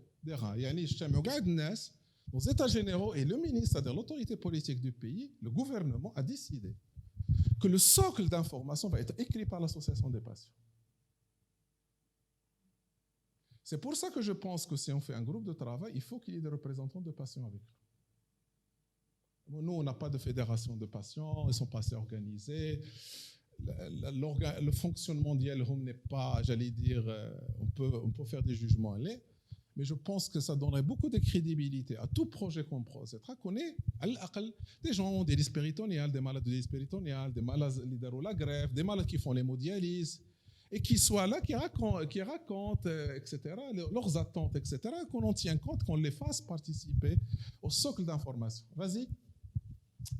Alors, vas-y. Voici nous que ce qui a été demandé au groupe de ce qu'on a donné au ministère, 2025, ce qu'on a donné au ministère, ce qu'on doit produire. D'ailleurs, c'est la demande du président de la SML, un groupe de travail, élaborer un référentiel national pour que tous on se réfère fait, pour le formaliser. Ensuite, vas-y, qu'on élabore des supports. Support, ça peut être électronique, un site électronique, ça peut être des imprimés, ça peut être des vidéos. Ça peut être des outils qu'on peut fabriquer. On a des jeunes ici qui sont brillants, qui peuvent nous faire. On a des infirmières qui peuvent participer à élaborer ça. Vas-y. à formaliser, institutionnaliser l'organisation des consultations d'information pré-suppléance. Mais c'est un problème. Soit chez le néphrologue privé, soit chez le néphrologue public, soit chez le généraliste. Le مهم soit un infirmier cadre formé. Le مهم كاينه واحد الحاجه سميتها consultation ولا information pré-suppléance, d'accord, qui est reconnue et qui est formalisée au GHD. Troisième, dans le système public, d'accord, des séances d'information plus séantes ou des centres de dialyse privés, etc. Vas-y, je vais vous donner ce qu'ont fait les Français. Les Français, il y a les acteurs.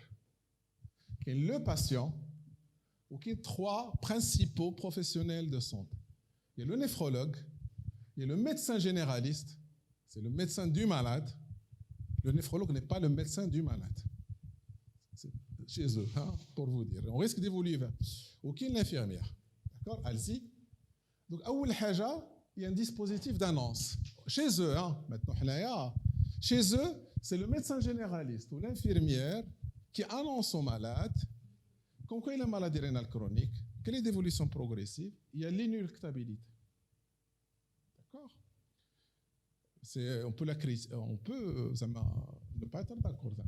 Ensuite, une fois qu'il lui annonce, il commence à une séance de formation. La séance de formation, 5 minutes. Si tu veux. Il n'y a pas de problème. Parce que c'est ça finalement l'objectif de l'atelier. La séance d'information est faite par l'infirmière. D'accord? L'infirmier qui est formé sur ça.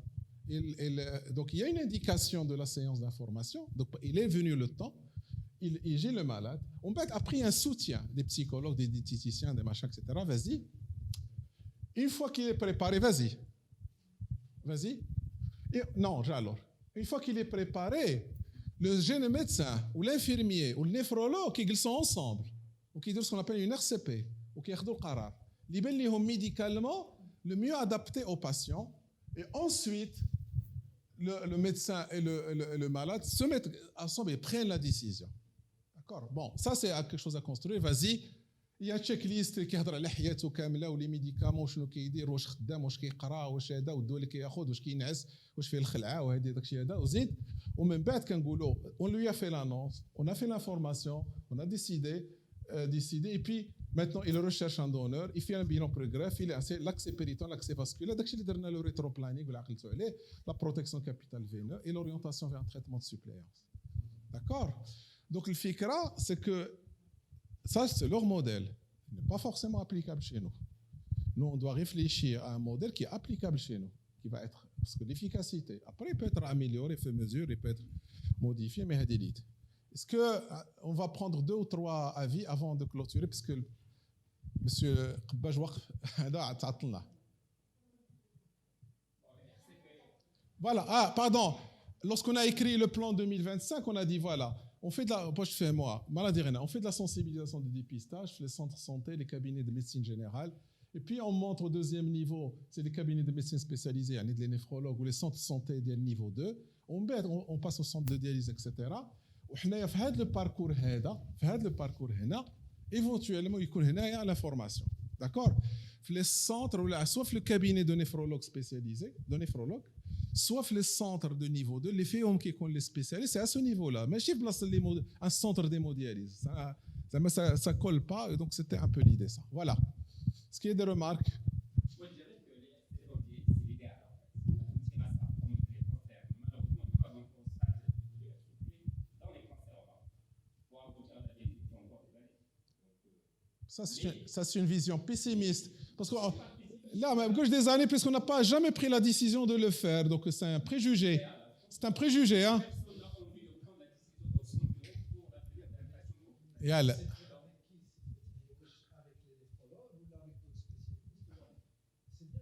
Comme conçu ici, c'est-à-dire la participation effectivement de la société civile,